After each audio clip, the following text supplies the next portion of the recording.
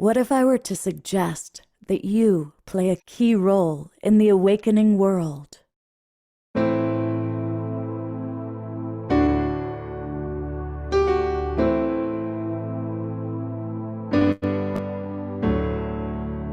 that you are watching this because you have heard the call.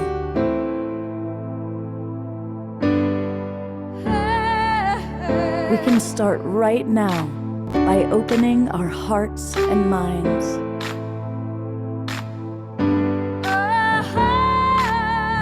Welcome to the awakening world.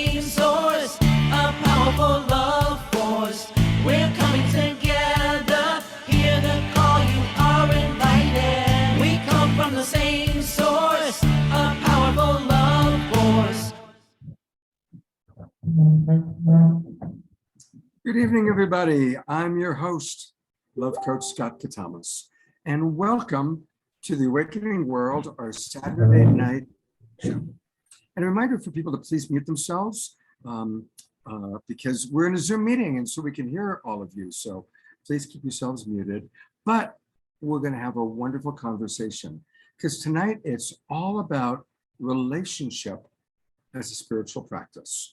And I know that that's just a great topic for this group and for all of us. And I'm definitely going to want us to interact some tonight and also have more interaction tomorrow when we continue this topic, when we continue this theme. I want to start by welcoming all of the people that are in our Zoom room. As always, I see a lot of wonderful people that I love. We've just created such a lovely family, such a beautiful Global Peace Tribe family, and it's really wonderful to get to know all of you. So, and more, turn on your cameras. You know, it's really nice to be able to see all of you.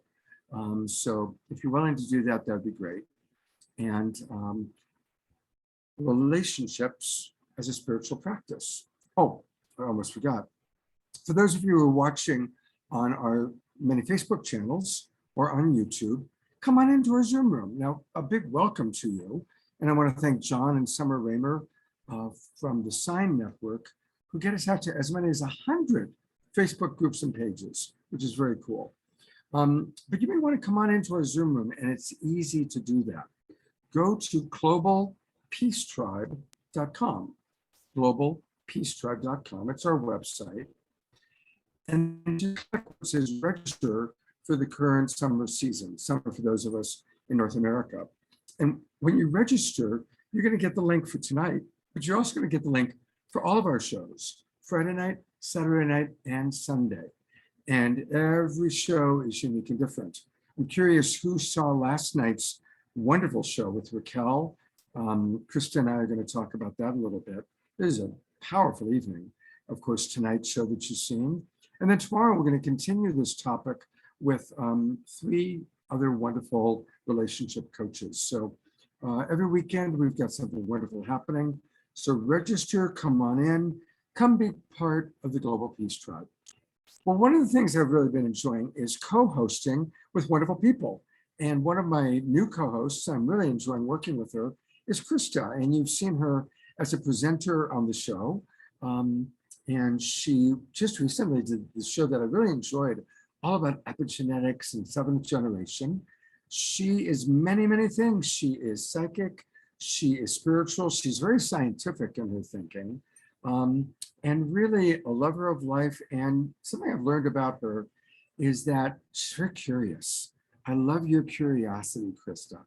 So welcome to the show, and thank you for being my co-pilot for the next 2 shows. My pleasure, Scott, and thank you for having me here.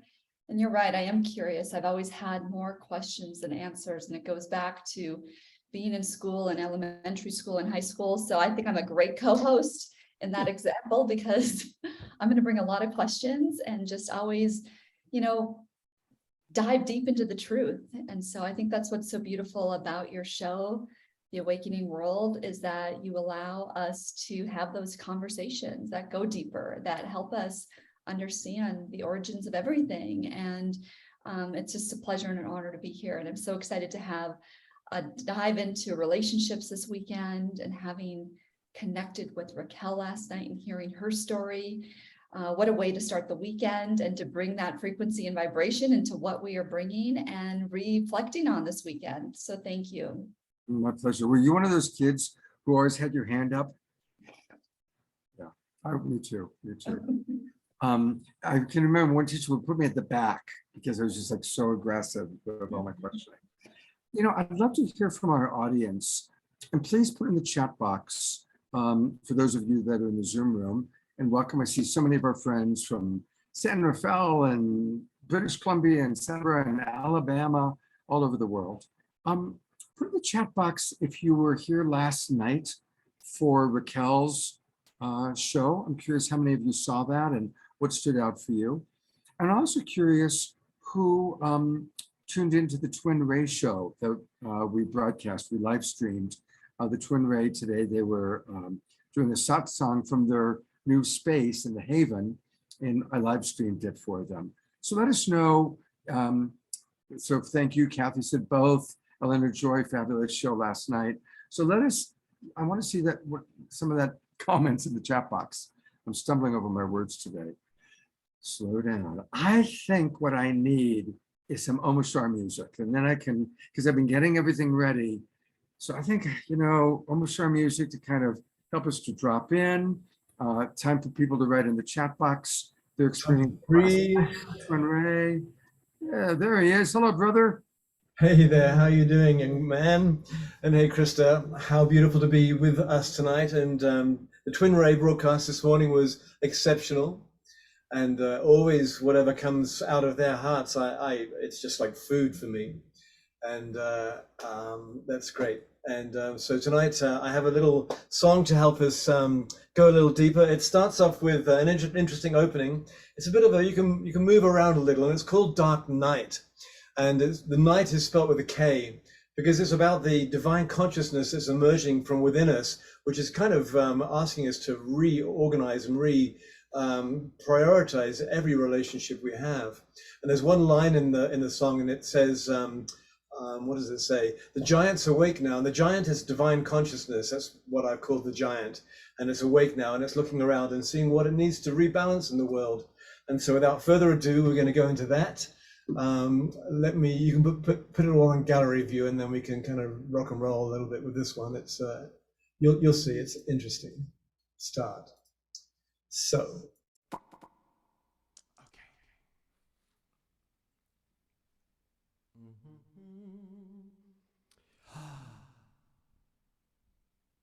What do I hear? Nothing.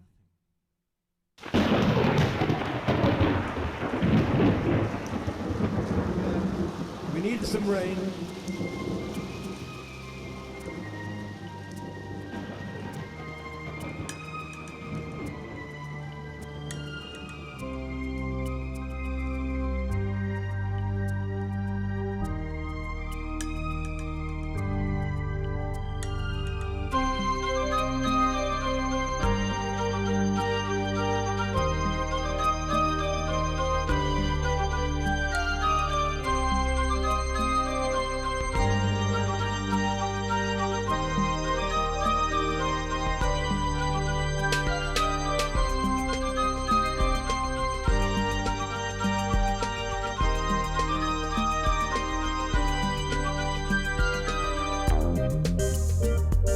What's this feeling deep inside of me? New adventure, a whole new journey now that I see, and my head's above the water. I am new.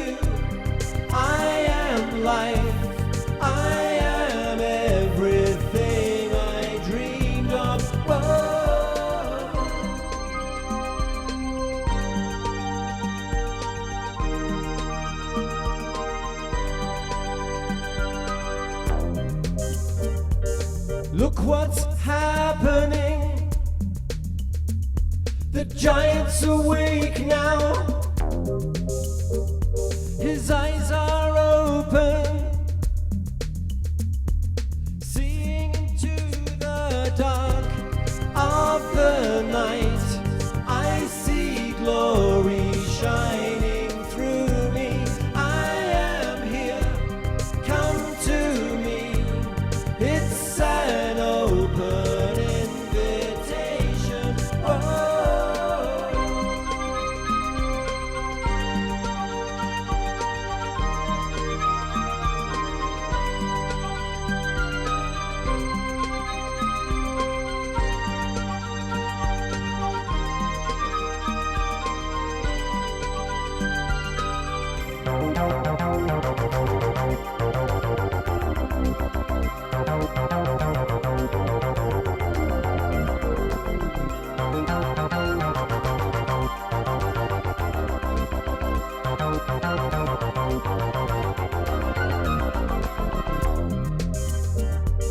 What's that over there calling to me? Mystery beckoning. Could it be destiny? It's my life, it's my waking dream creation. I am clear, I am free, I am joy in incarnation.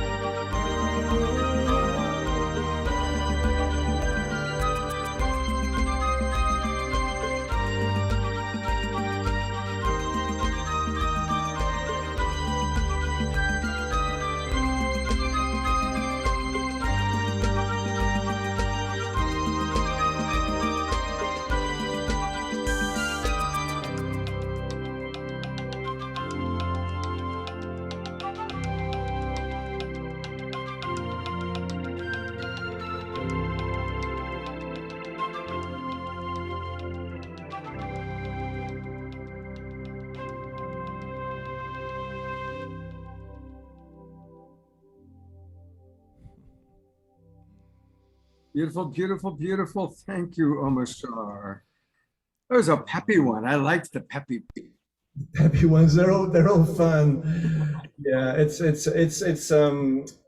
love to bring peppy ones, but I really need to stand up for that one because you kind of move around. I get visions of Cornflower standing up and just boogieing out, and that's one of those songs. So thank you. Beautiful. Well, thank you. And we're going to have more OMASHAR later tonight. And speaking of Cornflower, we are actually going to be playing, much of tonight, we're going to be playing video from a previous show that I did on Saturday Night Live with the theme of relationship mastery. And Cornflower was on that and spoke about his relationship to creativity. So we're going to hear him speak a little bit and then actually hear some Cornflower music.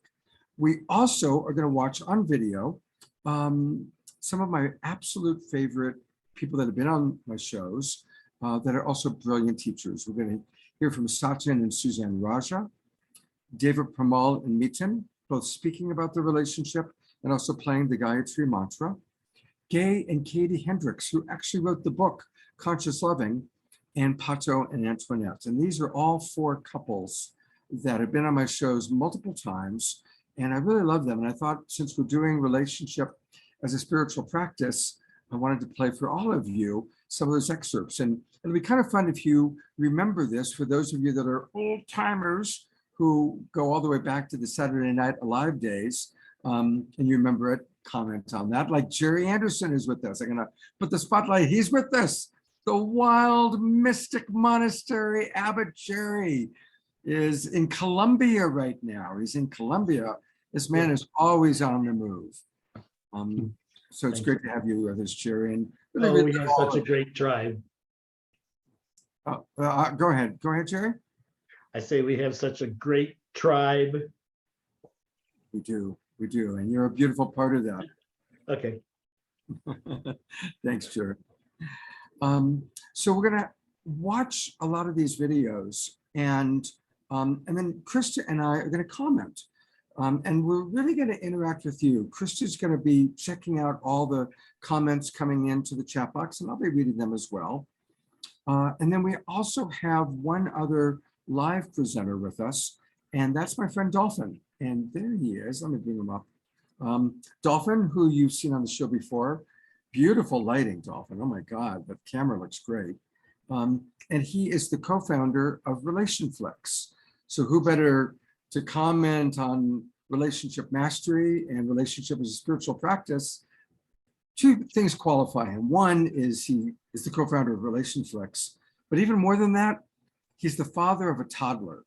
And that is a great way to learn about relationship, I would imagine. So it's good to have you with us, Dolphin. Thanks, Scott. Always good to be here. All right. All right, so we're going to go right to one of the videos.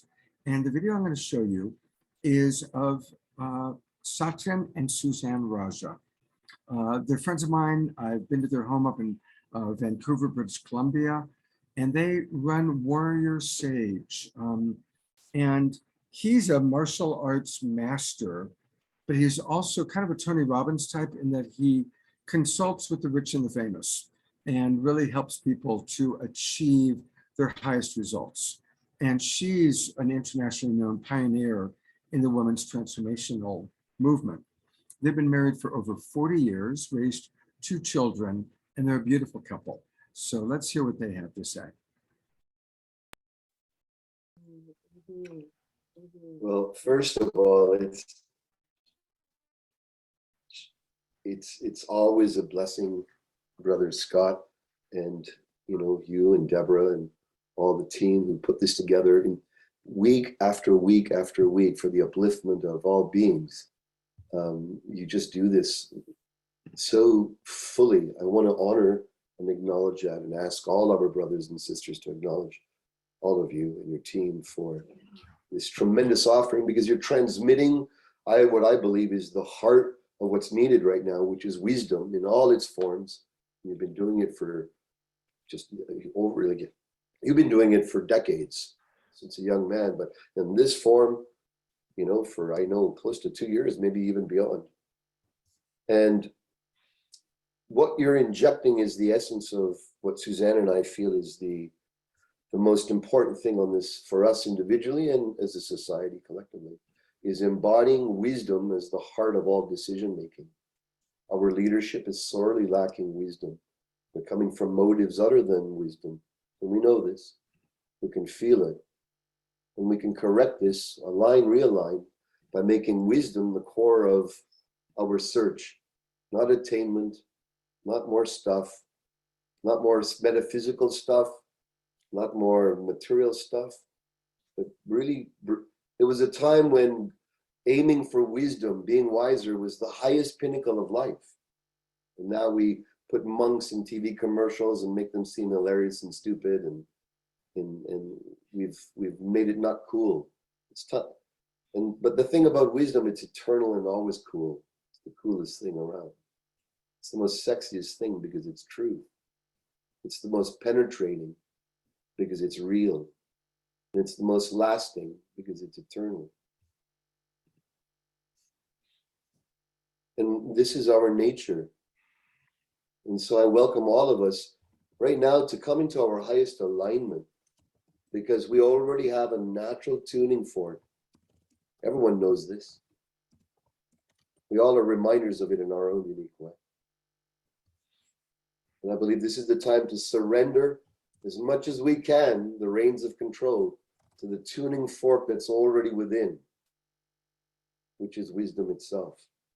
What have we learned already?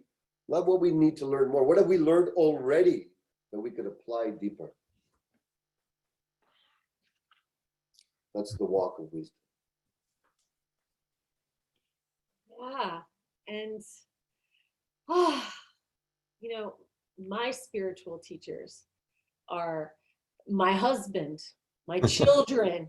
I tell you, if they're not my spiritual teachers, I don't have any, because it's a school of life, really. And it really shows me where I'm at in terms of my frequency.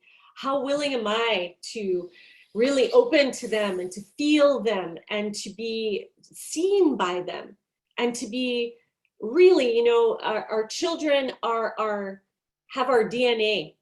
And so they are keenly able to activate the parts of us that, no one else knows, no one else can see, no one else knows about that, right? I can see others just going, yeah, we recognize that. And it's just, how far have we traveled spiritually when in your face, they're like, what, people pay you for this? You know, look you in the face and say that, and you're like, yeah, but I do so much. It's a call to rise. It's a call to rise. And really, for me, anyone in my sphere is my spiritual teacher. My community is my spiritual teacher. My neighbor next door that I don't know yet is my spiritual teacher. Each and every being that I encounter, if that is not my spiritual teacher, then I need to wake up. And so for me, I have the joy of each and every day, the joy and the reckoning of where I'm at by being in contact with others. And I feel like that is the thing that is missing and is an opportunity for us to deepen, is in contact, deep contact and depth of contact. And it is there, and it's in this universe where we all are, is where there's the possibility for growth and transformation. And so I bow to each and every one of you, and to my husband, my children, and those that I serve. I thank you for being my spiritual teachers to help me to be where I am today. Thank you so much, Scott and Deborah, for having this forum. You are blessed angels for holding this, for others to be able to drink from this well of spiritual alignment and upliftment. So I thank you, and it's a pleasure to be here. A lot of people are now saying thank you. That is so well said, and I love that you know, we're going to be bringing in Yogananda and different people, but you know, you brought it down to like daily life so beautifully. It's like everyone we connect with can be, because ultimately it's all God experiencing itself as Satyen, as Suzanne, as the different people in our Zoom room. So, you know, thank you so much for just that incredible reminder, you know, very, very beautiful and very, as I like to say, perfectly human. I do want to ask you to share with, you know, anybody in our audience who doesn't know about Warrior Sage. Tell us a little bit about what's happening with Warrior Sage and how people can get involved if they're not already.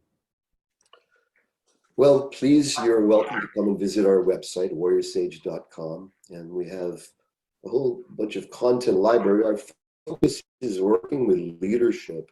We work with different companies, corporations. Leaders are on the forefront of making positive change on the planet, and we help them really come into their highest alignment and empowerment and impact, so they're able to achieve their aims in life, their highest intentions, taking the path of least resistance. So please take a look around. There's many shares and experiences from many great leaders, many great expressions of wisdom, and a lot of wisdom from many amazing people to drink from. So please come and visit anytime you'd like. Beautiful. That's Satyen and Suzanne Raja. Krista, I'd love to hear what stands out for you and what they had to say. You're muted, love. Thank you, brother. Hey, I just absolutely loved where Satyen was talking about wisdom being the tuning fork, and not about what else we can learn, but what do we already embody on our journey. And that always reminds me too of how it comes back to the I am, what we already are. what we already are here to do and be just by being. So not always searching outside of us. So that was just beautiful wisdom. And then the other thing that I really just, I think everyone probably heard is just when Suzanne was talking about how everyone is our teacher. So whether it's our children, our parents, our grandparents, our aunts, our, our neighbors. And don't you agree, Scott, when we embody that understanding, that life becomes more playful, magical, not, oh, my, whatever words you want to say about your neighbor, but what if you woke up and said, what can I learn about him, running his weed whacker at 6 a.m. in the morning or whatever it is, the things that really get under our skin. But how can we shift that and change our perception and our own reality? Because, we get to choose. And that's what's so beautiful about all this, in my opinion, is that we get to choose our perception. And when we choose that higher choice point, then what's possible for our own reality. Mhm. So those are some of my big takeaways, and I can't wait to hear yours. Yeah, I like that. Thank you. We were talking about this before the show started. The couples we're going to hear from today, and many of us heard from the Twin Ray this morning. I might play some Twin Ray at the end of the show. It's not on the agenda, but if we have time and interest, I might play some. But the Twin Ray, Satyen and Suzanne, Gay and Katie, Pato and Antoinette, these are all people I've spent a lot of time with. And they don't spend time ever judging. They don't go into judgment. And they certainly don't judge each other. The Twin Ray, I've never seen them contradict each other. They just keep lifting each other up. And that, since we're talking about relationship as a spiritual practice, there is a practice. How often am I criticizing? How often am I having critical thoughts? And then how often am I voicing those critical thoughts? And what does that really do? What does that create? What does that bring into the field? Now, sometimes when I talk about not being judgmental, people say, well, you got to make choices, and sometimes you have to be discerning. Absolutely. Discernment, yes. Judgment, no. I can say, thank you for the invitation, but I don't want to attend your class, without saying, I don't believe in that shit that you teach, right? As an example. It's like we can have discernment we don't need to add judgment to it. And these couples are at a high level of practicing that. I'm going to see more, and we'll talk more about that. And actually, I want to get right into our next set of couples. So way back in December of 2020, so that's almost more than a year and a half ago, we did a Saturday Night Live on relationship mastery. And I had 3 couples, Gay and Katie Hendricks, who wrote Conscious Loving. They've been married for 40 years. Deva Premal Miten, who my wife knew. My wife knew them way back in India. And then when my wife was alive, we traveled with them to India for 3 weeks. And of course, they are wonderful musical artists, and they've been together for decades. And then Pato and Antoinette, who you've seen on this show many times. And none of these couples had met each other before, but they had heard of each other. And it was actually really wonderful watching how they interact. So I'm gonna just start by playing, we had an early Zoom room show where they all were getting to know each other and offering thoughts. And I'm gonna periodically pause it, come back, talk with Crista, maybe respond to some of the comments. Any comments, questions that you guys bring up that are applicable to the group? It's going to be a different kind of a show tonight, and I'm kind of excited about it. So let me cue up that video. I've got it queued up to just after I've kind of done the introductions, and I'm now about to ask people to share with each other their thoughts. I'm going to do very little talking, because what I would love to do is open it up to all 3 couples to share what it's like to be in long-term committed relationship and finding that balance of connection to self connection to source, whatever that might mean for each of you, and then connection to each other. Boy, I love how when I talked about connection to source, Pato just kind of disappeared into the ether. That was pretty cool. That's pretty magical. You did that. Wow. I'm gonna get on my magic wand and see if I can make you appear and disappear again. Just playing around with the backgrounds. You just discovered that feature. Right. Do you know they have one now where you can add eyebrows, lipstick? Seriously, there's a new Zoom feature that's on beta where you can add lipstick, eyebrows, change your color of your hair. Can we get your hair on that setting? This is my real hair. So I guess I'll start with Gay and Katie. How do you balance those three and how do they interact for you? Connection to self, source, and each other. Yeah, thank you, Scott. We wanted to let you know that we're celebrating this fall our 39th anniversary. So what we've discovered is that truly your relationship can just keep getting better and better and richer in all of these different dimensions, richer in connection between you, richer in connection with source and with the creativity that can move through you, and also being a source of connection for your community. And that's been really a joy for us, and particularly during this COVID time, is to be able to show people different ways that they can connect, even if they can't be together in person. One of the things that we work on all the time is how to keep the flow of connection and the flow of creativity going all the time, because what we teach in our seminars is a form of continuous renewal so that you're always having the relationship over and over again for the first time, even though you may have been together almost 40 years. Yeah, that whole experience of, you know, that thrill. I mean, it's really been amazing that I still feel that same thrill when you walk into the room that I did, you know, more than 40 years ago. And whatever the trials are or the lessons are along the way, they're absolutely worth it to create more and more of a space where you can share your essence, who you really are, and that the relationship itself helps to reveal more and more of who you are individually, but also who you can be together. You know, as I'm hearing that, what I'm imagining is that you are both still very curious about each other. You've been able to maintain curiosity. So instead of, oh, that's Gay, he'll never change, it's like, oh, wow, what's Gay doing today? What's he up to today? Or why is she doing that? Why is she thinking that way? Is that a big part of it, maintaining curiosity? In my case, it's just 40 years of flat out wonder that I get to be married to this amazing woman. Oh, that's so beautiful. That's so beautiful. I'm gonna add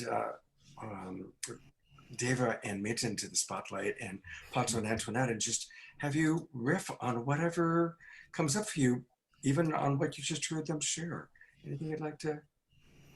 Well, how does that inspire you, or how does that sound similar to your experience? I kind of find it kind of ironical that we're talking like this, because honestly, I think I can speak for Deva here. We have no idea. It's just happened to us, and we've ridden this wave from the get-go. We've never, honestly, we've never hit a crisis. Wow. This is 30 years now, 30 years. And I'm not taking any, in any way, you know, any kind of, I'm not credit for this, yeah, you know, because we didn't work at it. Honestly, we haven't had to work at it. And I think that's one of the reasons that is because we have 23 years age difference. And we got together in Osho and Bhagwan Sri Rajneesh Ashram. When Deva was 20, we were there learning meditation. I was already 43, and we became friends. And then, because I was involved in music in the ashram, I invited Deva to sing with me, and we began a friendship. We began a friendship, and Deva's, we are understanding of each other that we're absolutely free to live whatever needs to be lived in this lifetime and support that as friends, and that it's lasted 30 years and it's a sexual relationship. It's like you were saying, man, we're very lucky people. You get to be the most beautiful woman in the world, and I get to get with the one who sings. This is good. I'm wondering, 30 years without really hitting a crisis, how much of that do you attribute to your spiritual practice? I think it's just luck.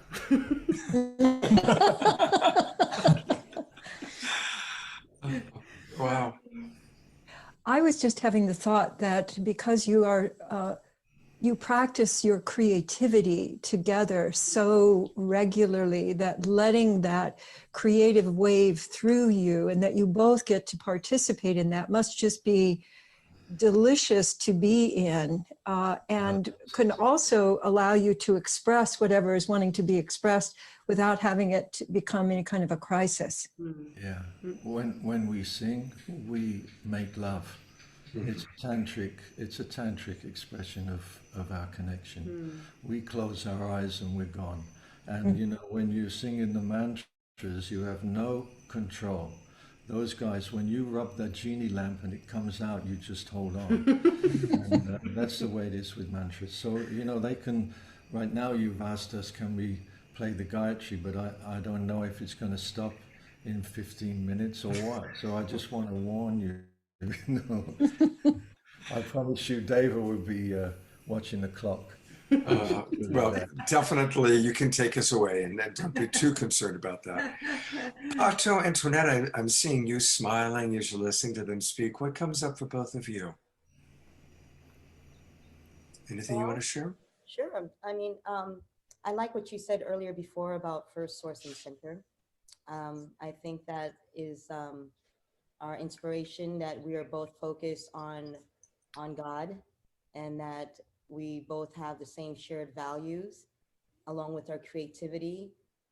During this time of COVID, we've actually spent a lot of time in the studio. We've been working on a lot of music, writing a lot of music. So, and it's really nice that because everything else is kind of shut down, that we can actually work together. We have the studio here in the house, so I could create music all day, all night.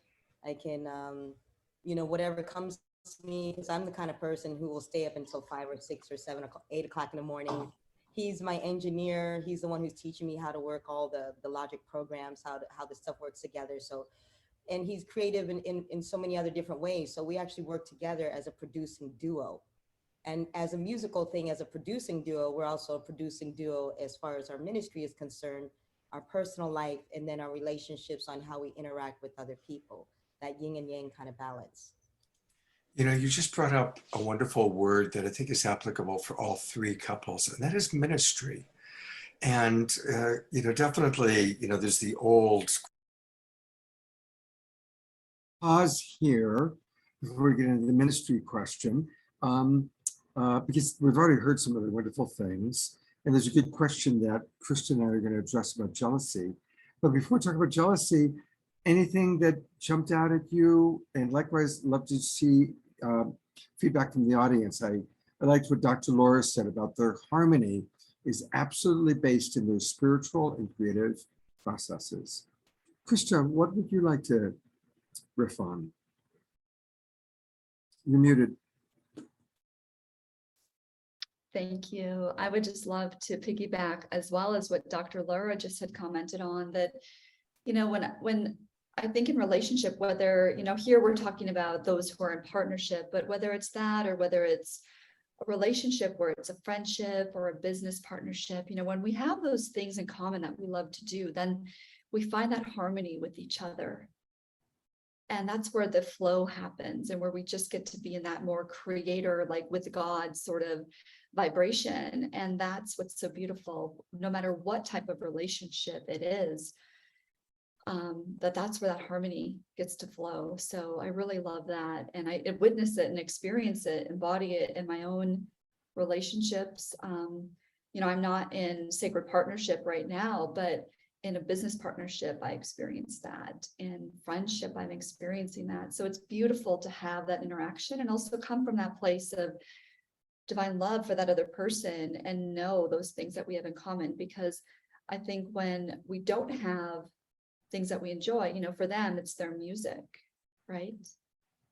And that they can come together, and that's like a prayer, how they express and how they connect heart to heart as well. Beautiful. I'm going to read what Jeff just wrote, and then we'll talk about this question about jealousy. Jeff wrote, "Lovolution is all about not only the fullest embodiment of your divine essence and potential, but it's also quantum and expansive, and what's showing up for myself and others is out of this world. It's so far beyond what we've even begun to imagine for ourselves, our lives, and for the whole world." So yes, we are the microcosm of the macrocosm. And I love Jeffrey always bringing the Lovolution part. He asked about jealousy. What are your thoughts? I definitely have tips, tools, and practices and thoughts around jealousy, but I'd like to hear yours first, Krista. Yeah, for me, whenever jealousy has come up, it's usually around, for me, I'm just going to give my own experience. It's been around how some other woman looks, or someone else's success. And so what I've learned through that, without feeling that feeling of jealousy, is to realize that everything is a mirror. So when I've seen somebody embody beauty, it's because I already embody that in my own way. And not to judge myself, but to realize that I'm really seeing the beauty in that person. Or also, if I see a couple that's just happily in love and I don't have that, wow, that's the type of love or relationship I'm going to attract, versus I don't have that. And then of course, if there's success, like, wow, you know, there's certain types of success that I do not want, that I am not jealous of. But if I feel that feeling, which at this point, it's because I'm so aware of it, I don't feel that emotion of jealousy anymore. It's more of a, from an observer standpoint, and Raquel was talking about the observer too, when you step away from the emotion and you just become the observer, you see things from a little bit different angle. And how, as the observer, wow, I would love to have that type of success, or, you know, have success through a spiritual practice or a business. So those are some of my main takeaways on that. It's just to always see the mirror and how it's really a reflection of you and who you already are. Beautiful. Beautiful tips, and really important. And I like how you identified the inner work to do to manage it. Right. You know, I make my day job is working as a coach, and mostly coaching couples. I do some individuals and I do some small businesses, but mostly couples. And so jealousy with couples, I want to talk about it from a couple of things that are important. First, it's really important to have clear agreements. Really important to have clear agreements and to have the hard conversations about what people's boundaries are, and making it safe to talk about where we might get jealous. There's a couple that I work with, and there's a 20-year age difference. And she loves to dance, and she's very flirtatious, and she's younger and juicy. And, you know, he would prefer to just be at home alone with her, cuddled up. And she wants to be out dancing. And we've had to spend a lot of time making it safe for him to talk about, because where he's coming from, watching her dancing sexy with somebody else really triggers him. In her world, she's not being seductive. She's not intending to be sexual with the other person. That's just her way of being. They have two very different ways of being, and there's not a right or a wrong. And I'm using this example because It's perfectly human that he gets jealous. She gets irritated by his jealousy because she's afraid it's going to threaten her ability to be herself, to be her authentic self.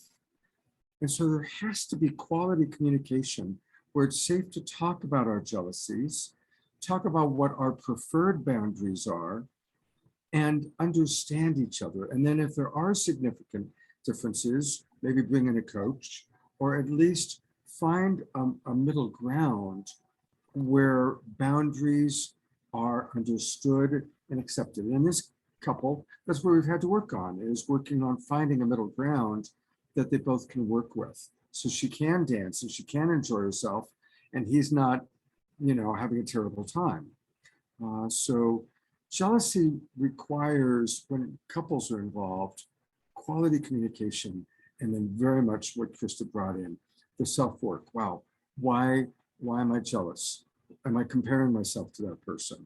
Am I mind-fucking, part of my language? So, you know, these are important things and these are hard things to work on. The last thing I'll say is it's really important to have the hard conversations. And usually what happens is we're afraid, especially we don't want to acknowledge that I'm jealous. I want to be cool, I want to be spiritual. But if jealousy arises, there's a certain intimacy to being able to talk about it with your partner. I couldn't agree more. And when you add that aspect to a relationship with a partner, to how it grows and builds that trust and those lines of communication so that you can feel safe in that relationship.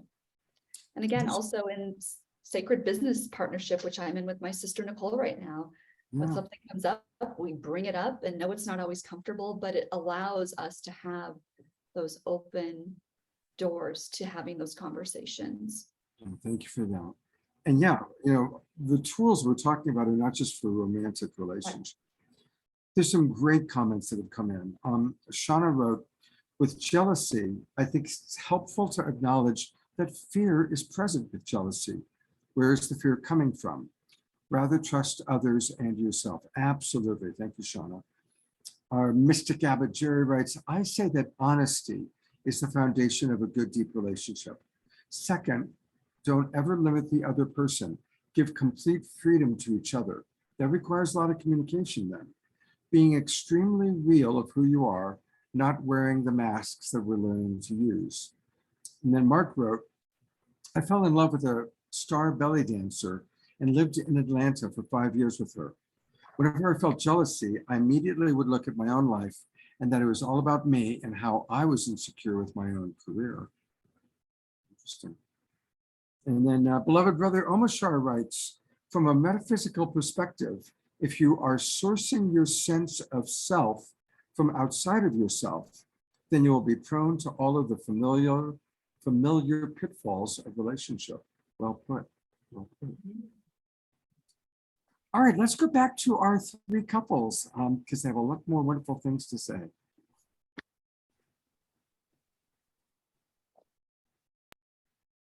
Christian paradigm of ministry.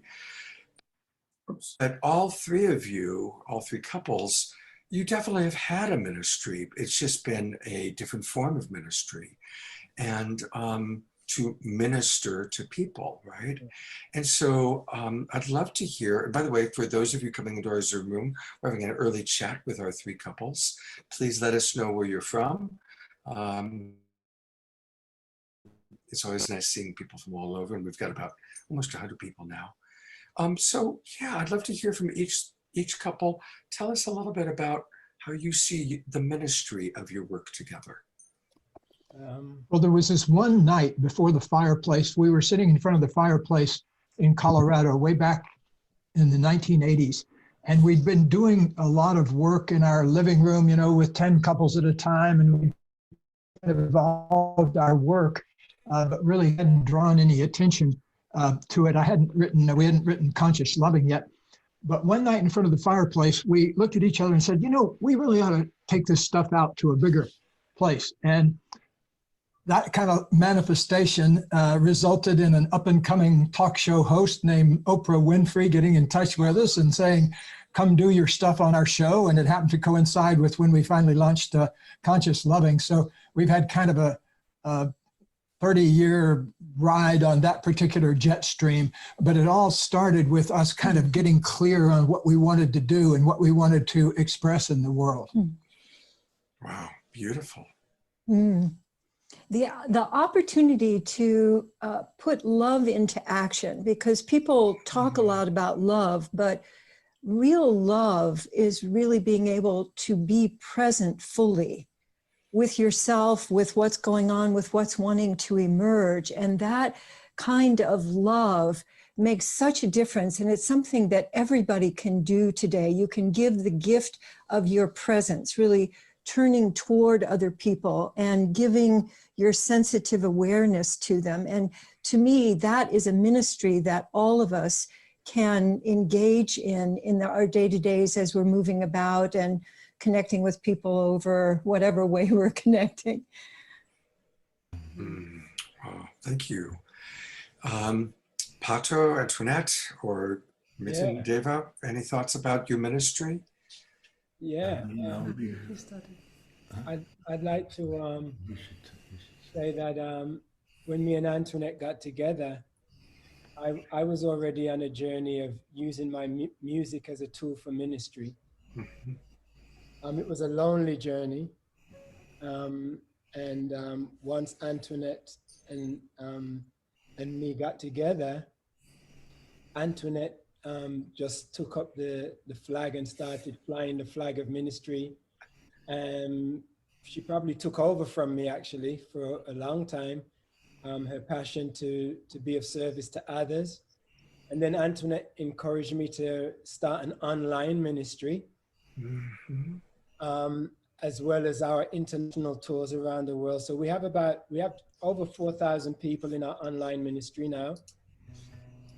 We host 3 study groups per week, studying spiritual matters, on a Wednesday, on a Sunday, and on Tuesday afternoons, we actually teach children around the world about spiritual things and make it fun for the kids. And some of the parents join in too. So I actually am also involved in many weddings, christenings, baptisms, funerals. Today, we had a family call us. This awesome promoter that was our very good friend, very funny guy, very supportive of us as a couple and our ministry. He's just about to make his transition from cancer. And his family asked us to say a farewell to him today, you know, which was very, very special and very touching. And we just, you know, as sad as it is, we couldn't stop laughing because of all the fun memories he's left us with. So we don't normally get sad about death because we see death as a great graduation, and we encourage people to embrace it with joy and happiness and enthusiasm and anticipation for what is yet to come. And we told him, you know, we're jealous you're leaving before us because we can't wait to get off this rock. We'll see you soon, you know. And his family really have embraced us, even though they didn't know us as well as Rodney did, but they've really embraced us as a tool of encouragement for him and for them. So, you know, we're constantly, as a couple, no one will call Antoinette above me or call me above Antoinette. They really call us jointly as a couple to be involved in crisis or in celebration. So it's really a beautiful thing when you have a partner who not only shares your views, but also supports your ministry in every way. What a blessing. Thank you for sharing that. We've got just a minute before we're going to go live on Facebook, but I'd love to just hear from Deva and Miten, anything you want to share about your experiencing your work together as a form of ministry. Yeah, I feel it's been said really beautifully by you guys. It's that sense of connection, you know, that's what we thrive on, and that's what we like to create, and that's what we swim in. And the connection is to self, to the divine, and to each other, and to create that community. And for me, the most precious way of connecting is to sing together, because everybody is contributing into that center. That's an empty center, but everybody kind of sings into this empty space that then can kind of rise up, and it's the only time when everyone can speak at the same time, speak the truth, can be heard, and everybody is equal and contributing. So that's what more. I think also just to remember that the mantras are scientific. They're scientifically discovered thousands and thousands of years ago. These people who were experimenting with sound and how it affects us found out that that's what a mantra is. It's a certain amount of sounds that resonate in a certain way. And it's as scientific as acupuncture. The mantras are like needles in a way.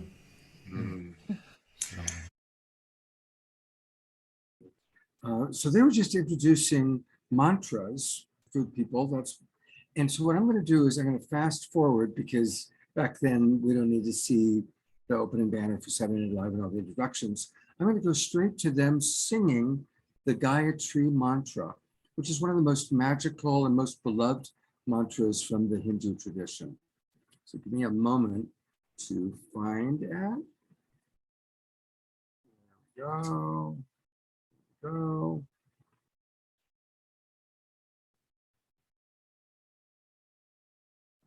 Just trying to cue it up perfectly.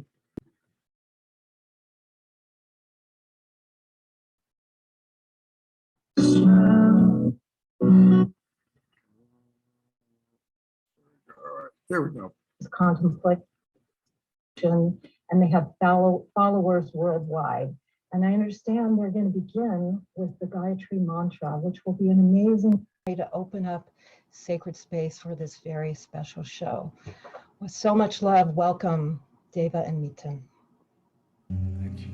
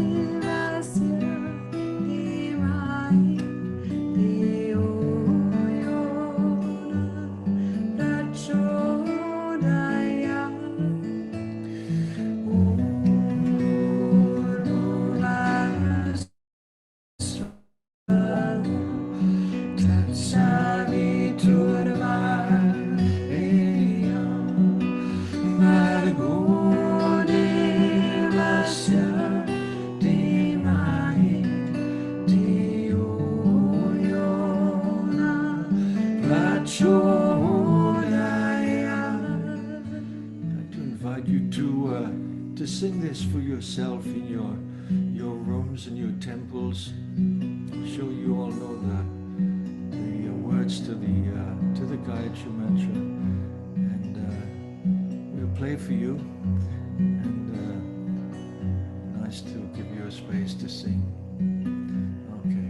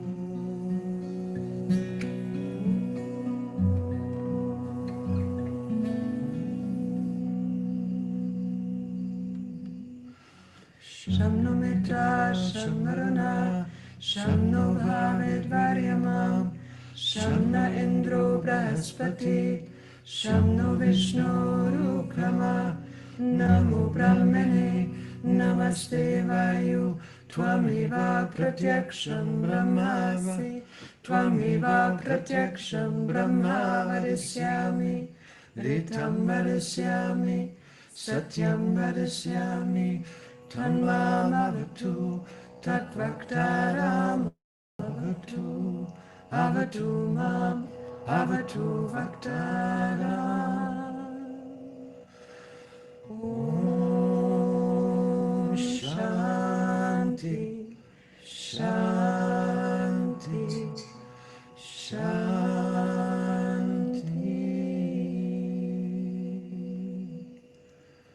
Join us. Om Shanti, Shanti, Shanti, Shanti. A prayer for universal peace. Please sing. Please sing. That's my friend from India. I know exactly who that was. Just such divinity. And I love watching how in harmony they are, since tonight's show is about relationship. Just watching how, like he had said earlier, how they make love through playing music together and the whole tantric energy and element of it all.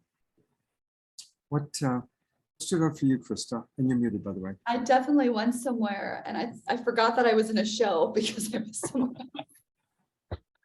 So that just speaks to the power of their song and how their hearts connect in song and this mantra that, like they said, it's just the sounds that resonate a certain way that bring you back to your heart. You know, I noticed what you and Dr. Laura wrote about, and I'm going to actually share that I was blessed to have the experience you were talking about. I mentioned that my wife, when she was alive, she and I were in India with them for 3 weeks. We were guests of the One Miss University, and we happened to be there over the holidays.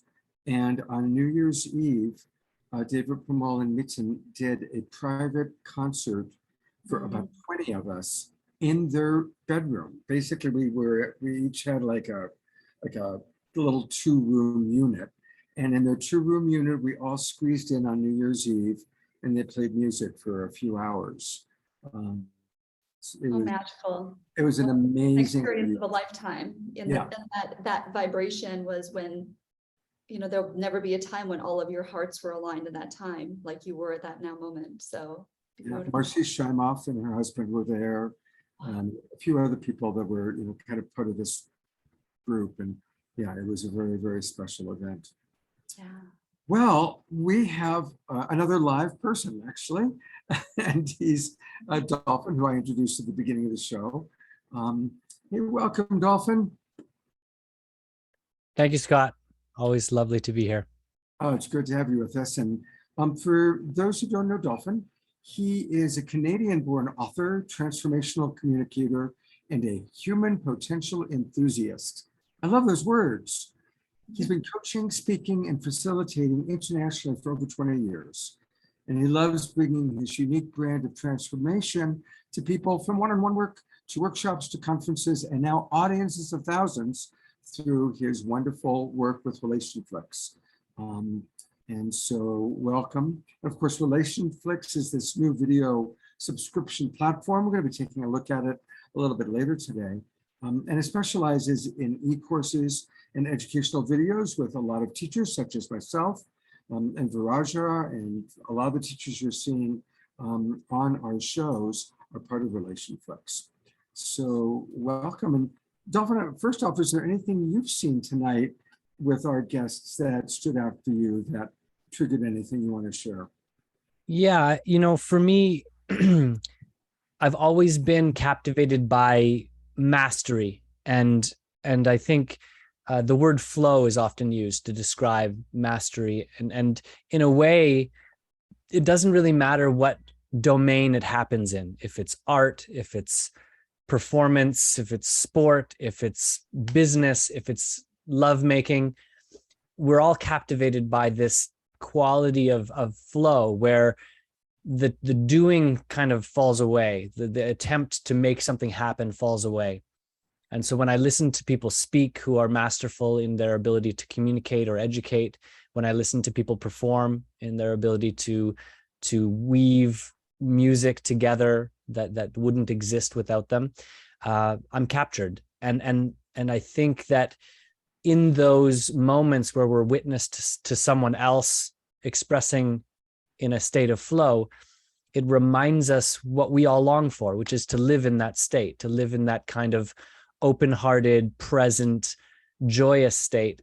And nothing is more satisfying to co-create that flow with another. So for me, if we want to kind of weave the theme of the show, spirituality or relationship as a spiritual practice, to me, that's sort of the pinnacle. And I think, like Satyen Raja said, it's not something to achieve or attain.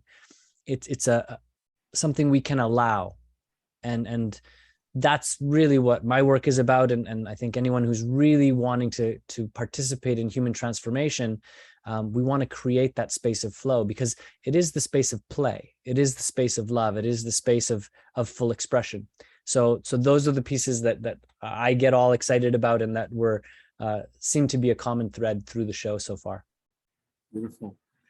So I want to ask you, how is it in terms of staying in spiritual practice, having a child that's young and requires a lot of energy. I'm curious what you've learned about yourself and what you've learned about relationship as a spiritual practice, being a father for the first time. Yeah, it's a rich question. What comes to me, and this has been with me since I was quite young, and that is that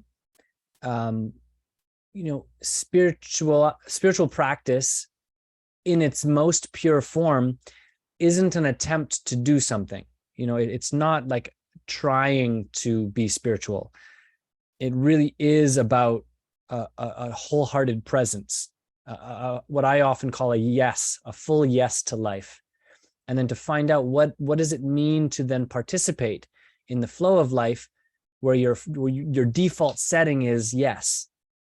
And so to me, the extra dimension of having a young child means there's less sleep, there's more work, there's less free time, there's less ease, there's sort of more of lots of the hard stuff and less of lots of the good stuff that we might consider when we think about enjoying life.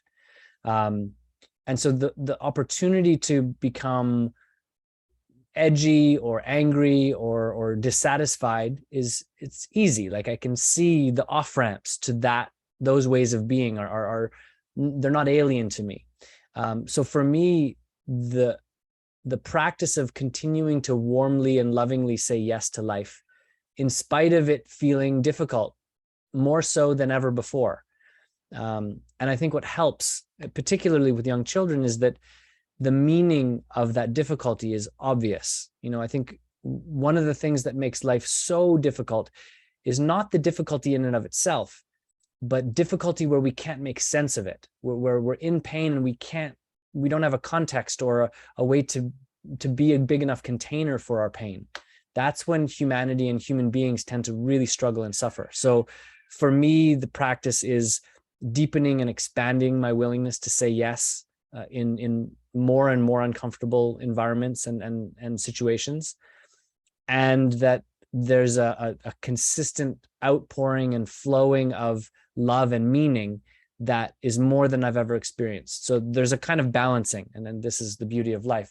As the difficulty rises for me, so does the meaning and the context within which that difficulty happens. And so then I'm really able to warmly meet it most of the time. I have my moments, like actually today, I was doing a bunch of work. We're getting some things ready for a long trip, and I broke a window on the house that I live in, and it was just the timing and just, yeah. So I could feel my moment of, and then my son is right there watching me in this moment of difficulty, and yeah, that's what makes it hard, and that's what makes love so worthwhile, to find ways to stay open and available and receptive even when it's difficult. So that's my first answer to the question. Beautiful. I want to talk about how doing RelationFlix has impacted you. And just as an introduction, I actually am going to go into a question, but here is the RelationFlix website. We're going to spend more time there. But if you take a look, there's a lot of amazing coaches and teachers that are there. Many of whom, obviously Trish and Stephen, probably about almost everybody here has been on my show at one point or another. In fact, actually, I think everybody has. But my question is, now that you've watched all these videos, you've got all the videos, you're watching the courses, how has your understanding as a coach shifted and evolved, hearing whatever it is, 15 or 20 other coaches share their wisdom, share their medicine? One of them is that it's like, wow, there are so many incredible coaches out there. I've really enjoyed being behind the scenes, both capturing and recording content with the educators and getting a chance to do some of the editing and move the content through a system where we get it ready for the platform. And there's just so much gold there. And these people who have spent their whole lives learning about themselves, about communication, about relationships, and that there are 1,000 ways to the truth in a way, you know, like there's no one modality, there's no one coach, no one owns the rights to the truth of what opens us, of what transforms us, of what heals us. And so I'm heartened by how rich and robust the current content we have is. And I'm truly excited about knowing that we'll never have enough. We're going to be finding new educators, new ways to reach the audience that's coming to the table, new ways to provide support and solutions and healing to the people that are really looking for the best possible relationships. So to me, like, we're at the very start. We just started the journey of this RelationFlix project, and it already feels really good.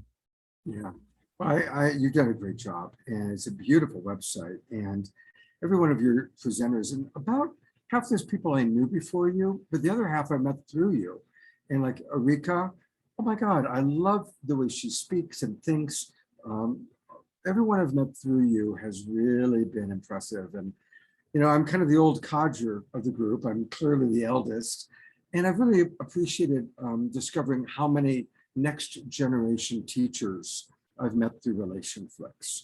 So please stick around because I want to talk to you some more. But speaking of generations, you represent, and a lot of RelationFlix is the next generation. But I do want to go back and hear a little bit from Gay and Katie, because they definitely have been mentors to so many of us. They wrote the book, Conscious Loving, and they had some really beautiful things to say. So let's take a look.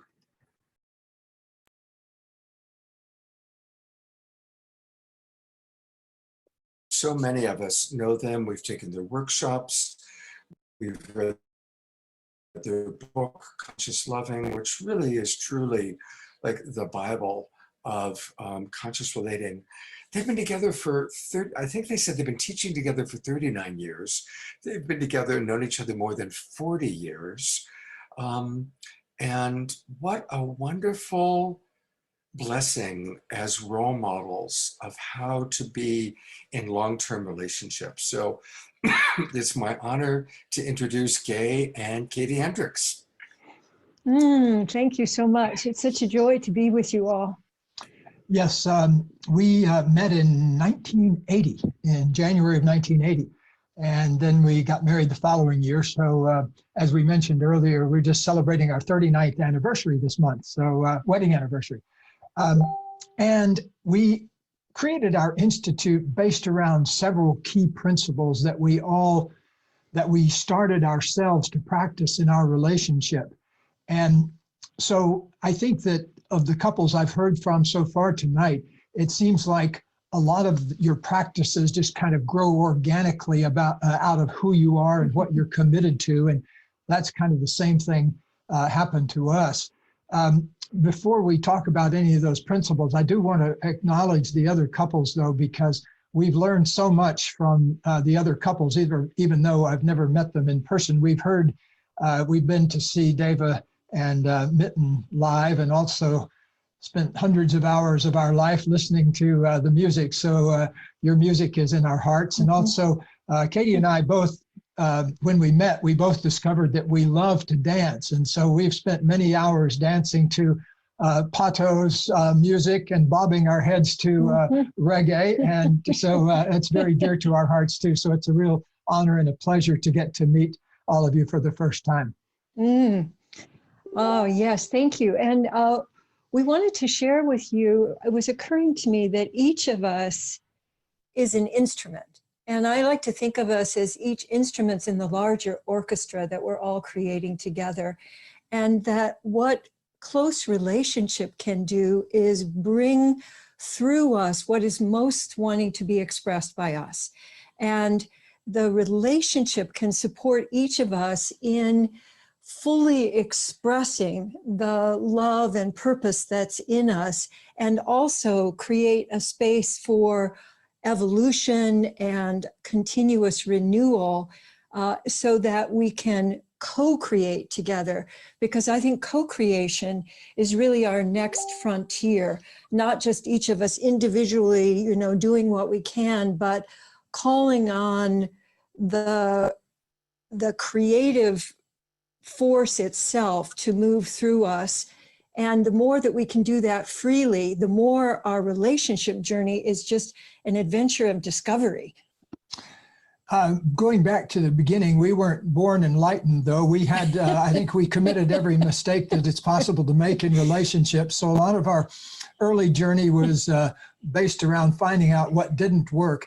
One of the things that we did early on, though, which has really served us well, is that we had seen how much criticism and blame caused disturbance in other relationships we'd been in. And so we made a commitment to each other after we'd been together for a year or so. We made a commitment to creating a no blame zone in our life, a no blame relationship where nobody criticized or blamed anybody else.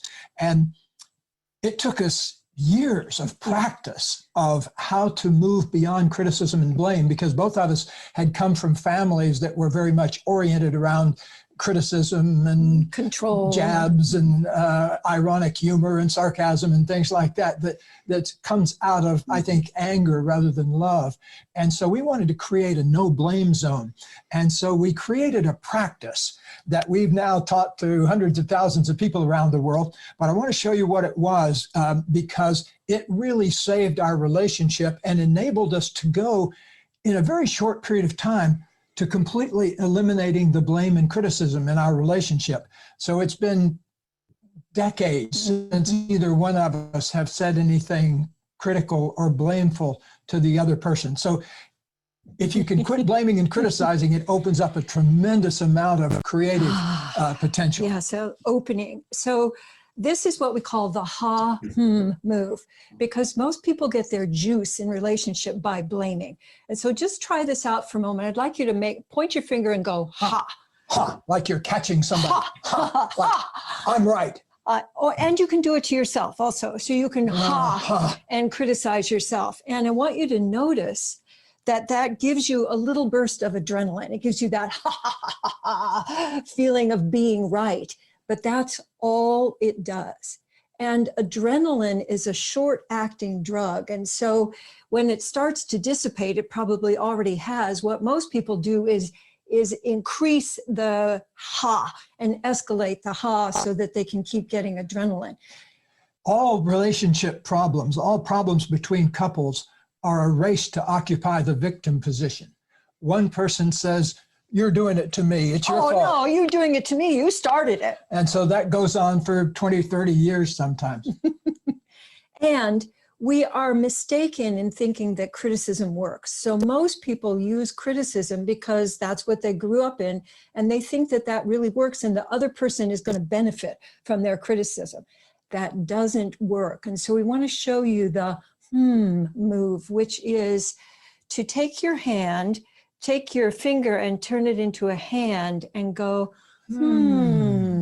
As in, what's my part in all this? Instead of it's your fault, how did I create this at this particular moment? So it's a different way of looking into yourself. It's looking into yourself with wonder and curiosity rather than criticism or blame. And here's what's really cool about this, and I love it because we have singers. This is your own internal song, because when you're making a that is not generating a space of appreciation, but especially if you'll let yourself make it through an entire out breath, shifts you into your wonder brain.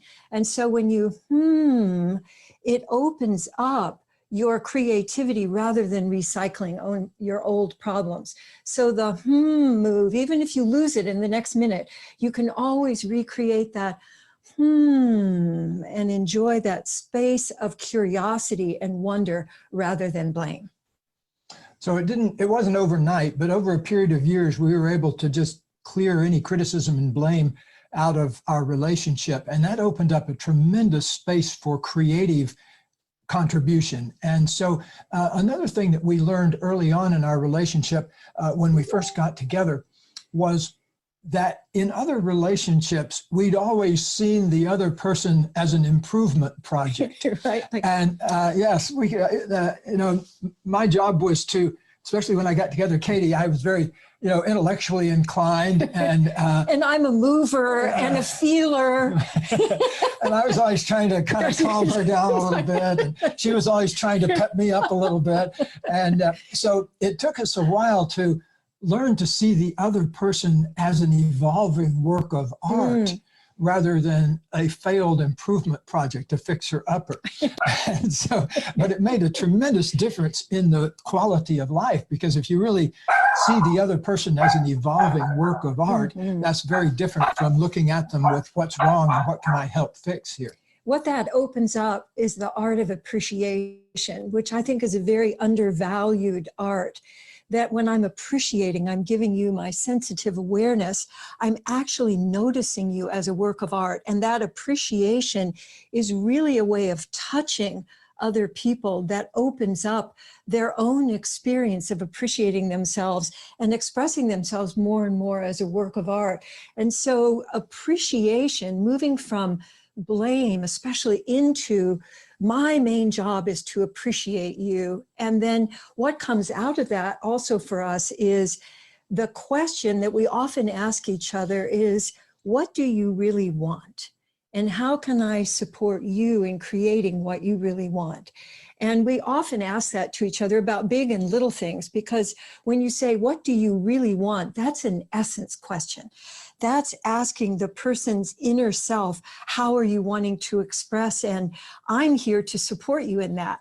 And that was certainly new for me, coming from a very critical family. To be perceived as a work of art was actually pretty challenging for me. I remember kind of deflecting it a lot. And as I learned to open up to that more, then what starts to happen is this flow of appreciation and creativity that can really create continuous renewal.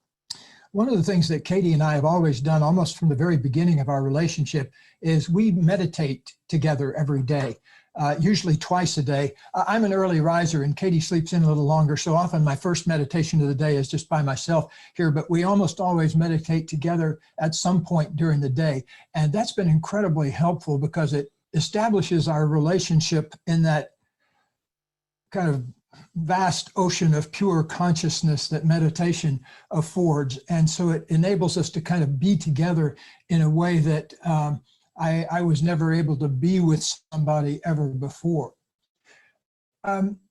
Another thing that's so important, I think, in a relationship is cultivating some form of inner inquiry, to be alive to yourself, always to be learning about something in yourself. I was sent recently, a colleague sent me a study, a scientific study that kind of made what's left of my hair stand on end, which was a study done in Australia. And they simply asked people to go in a room and be alone with their thoughts for 10 minutes, okay? However, at any point, you could give yourself a painful electric shock and get out of the 10 minutes of being by yourself alone with your thoughts. And they found that 75% of men elected to give themselves a painful electric shock so they wouldn't have to be alone with their thoughts for 10 minutes, and 25% of the women, which I think is a very hopeful thing. I've always said that women are really leading us to enlightenment, and our job is to appreciate women, not to try to control them or teach them anything or anything like that, but just to kind of be with what women are up to and see if we can join the party. And but I was disturbed that 75% of my fellow men were willing to give themselves a zap to end their period of 10 minutes, which doesn't seem like a lot to me, but there it is. So we have our work cut out for us to get to a point where a large part of humanity is loving themselves enough that they can go deeply inside and honor themselves without running across a wall of blame and criticism in there. Wonderful. As you were saying that, I was reminded of what I think of as the baseline of our relationship, which is that we agreed that we were going to be totally authentic with each other. And we agreed that we were each going to wonder if something came up. We were going to wonder, what does this have to do with me? Well, how did I create this? How can we create something different? But at the very heart of how much I respect you is that I know that you're always going to tell me the truth. Mhm. Yeah, that's a key thing, because it's hard to learn how to do that. You know, I grew up in a society where men, at least in my part of the world, were taught to kind of stuff everything down inside. So I remember just one day life changing when I was able to say, I'm scared. You know, just that little 10-second thing, which I'd never been able to say before. It changed everything for me, because I was no longer trying to pretend to be anything else. And, you know, now we tell our people that come to our seminars, we help them learn how to talk about their emotions in the same kind of voice that you'd talk about anything else, you know, to talk about, I'm scared, or I'm sad, or I'm angry, but to let yourself know that that's a natural, normal thing, something that's actually lovable in ourselves, rather than something that needs to be stuffed down away. I was also thinking that I was referring back to Deva Premal and Miten and the sense of your dance as you're singing together and what is coming through you and around you. I think that space of really being able to be open to each other, and I can really experience the whole cosmos through you, because you let me love you. You let me all the way in and through you. And so I get to experience the divine with you, but also through you. And that dance of, you know, being myself and then being together and then being out in the cosmos and then being myself and then being together is probably the most delicious. It is certainly more delicious than anything I ever imagined that could happen. And such an opportunity for all of us humans to really let love be an action rather than a thing. That love is the continuous turning toward and presencing what's coming up and being with that and seeing what wants to happen next. And I find it just the most, it's the most delicious. Sometimes I lose words, but fortunately I got to the end of my sentence. We always say the most important sex organ is this one, the ability to open up and be transparent to whatever is, because that in itself generates and tunes you into life energy itself. How are we doing on time, Maestro? I think we're coming right up to the very end here. We got 30 seconds. Oh, good. Well, you're doing great. I'm going to extend our time because I got to ask you a question. First of all, okay, great. So beautiful, everything you're sharing. And I just want to acknowledge that there's a wonderful theme emerging, which is he can be safe because they're seeing each other as works of art, as opposed to in the blame, shame, judgment, criticism cycle. And, you know, as a relationship coach, look, differences are going to happen in all relationships. We argue, fight, and get hurt when we go into that blame, shame, judgment, criticism. But look at how beautiful it is when a couple has established a baseline of safety, and then the safety makes it okay. Then he can be honest. I'm scared, I'm hurting, I'm vulnerable. And so I just really wanted to acknowledge the beauty of that. And then my question was inspired by what you just talked about, Katie, the beautiful dance of being within your own energy, merging with your beloved, merging with the divine, coming back to self. And the question that came up is very often when people merge, which feels great, the hard part is how to come back to self without creating an argument or a fight. What's your trick for that? Well, it's a practice. It's a practice, not a trick. But the concept is that human beings have a deep urge to merge, and we have an equally deep need to individuate, to have our own direct relationship with universal energy, and then have it flowing through another person. And so knowing that is really important. Practicing it is where the trick comes in. Because, that's why I think we have such an advantage, because we meditate together. We go into space while we're in relationship. And so that kind of never goes away. The key is noticing the body sensations, because your head is the last to know. Body sensations get to your brain much faster.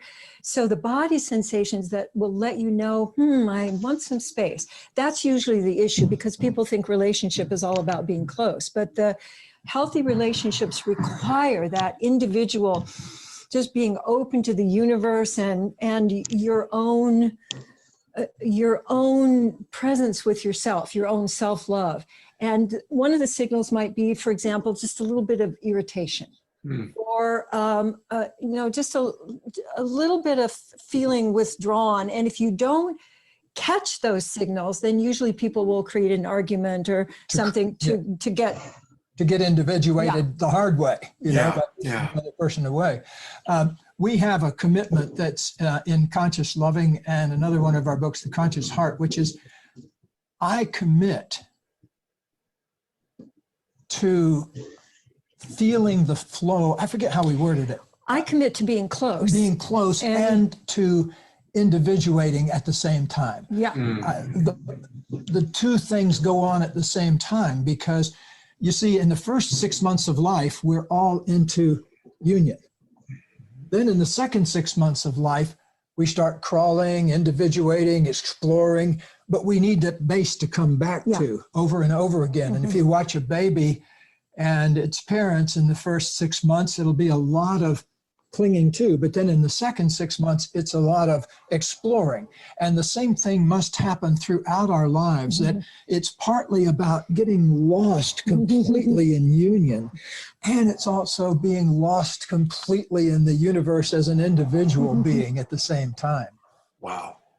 I'm just so grateful for the incredible wisdom. And I want to encourage everybody, share this out on Facebook. Tell everybody to go back and watch the beginning. And of course, so much wisdom. And just watching, talk about masters, Dolphin brought up masters and really enjoying mastership. That's what I'm witnessing with those two. They have really reached a level of mastery in their relationship and in their ability to communicate about kind of everyday human stuff, but how they manage it. So there's been great comments in the chat box. But of course, I want to hear from Dolphin and from Crista. What stands out for you, or what do you want to riff on? Crista?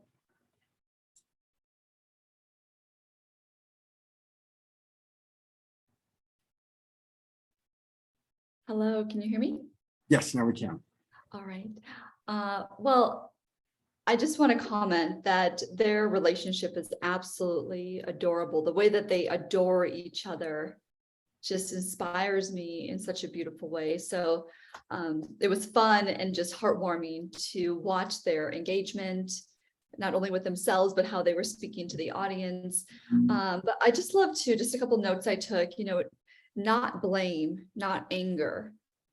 And when we're choosing to not choose those emotions of blame or anger in any form of relationship, we can become curious. So that quote, "Get curious, not furious," came up for me. And I thought that that was a really great thing to remember. Let's find something greater in this than the resentment. And, just going back to the concept of, we don't have to react, but we can respond. And those bring very different emotions. And again, that came through from the twin ray this morning. So I also wanted to say that I just loved how they brought the aspect of support for each other. How can I support you? How can I love you in this moment? And, and connect in the field, the way that they connect through meditation, choosing to have that daily spiritual practice is such a huge initiator in lighting the flame for every single day, whether it's a personal practice or whether it's one that you do with the divine beloved. So I just found that really inspiring as well, because that also just speaks to the volume of how they connect, not only with their hearts through the meditation and how they connect to the quantum field, but how they're connecting, in the physical. It all is connected. So those are just some of my takeaways, and absolutely beautiful. Thank you. Thank you. Dolphin, I'm eager to hear what you have to say. Yeah, I'm just going to hopefully seamlessly pick up what Crista was saying. She was just talking about how everything is connected, and I really love the word integration. And when I listen to them speak, when I hear their words, when I experience them, there's a sense of everything being included.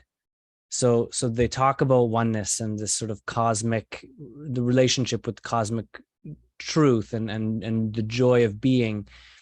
And they really beautifully include all the human stuff, the emotions, the thoughts, the feelings, doing it wrong, making mistakes, making messes, and then cleaning them up. I think we can get in trouble when we kind of idealize sort of what relationship as a spiritual practice is or looks like, and we can sort of vilify the humanness that's often there. And so to me, I just love their inclusivity of you know, the ethereal, the spiritual, the cosmic, but also the corporeal, the human, the tangible, day to day. How do we find each other? How do we say the things that matter to us? How do we make room for our partner to know that they're seen and loved and appreciated, and that we're a participant in creating something together? And I love how practical they are. They give you stuff that's like, hey, if you do this every day, it'll make a huge difference for you. Those are the kinds of things that I trust that they're going to give. So they give context, they give perspective, they have wisdom, and they also have really practical pieces that they give us that we can implement and love as an action for sure. And I think we've all heard it, but I think there's still lots of old programming and conditioning where love is somehow a thing. It's a noun. And the more we recognize that love is a way to be and a way to move, an action, I think the more agency we feel and the more recognition we have of our capacity to love, even in the midst of what's uncomfortable or difficult about relationship. And to me, that makes all the difference. Otherwise, we're kind of fair weather lovers, which, you know, is fine for some people, but to me, it leaves out so much of the richness of relationship. So I just enjoy them thoroughly, and it was sweet to sit and listen with them. Beautiful, thank you. I want to riff on one thing, and then I want to respond to something that came up in the chat box from Dia. Let's just all take this inspiration from seeing these masters. And I want to invite all of us this week to just practice noticing when we're having judgmental thoughts, when we're having critical thoughts, when we're tempted or have already said something critical to another person. Just really make that something that we take notice of. Because again, that's what I'm noticing, you know, with all of our couples, really. They're all talking about managing that. And, you know, and that includes criticism of self. I mean, probably the majority of us are more self-critical than externally critical. That's what I find with most of the people I work with. Most of the people attracted to Global Peace Tribe are more critical of themselves than others.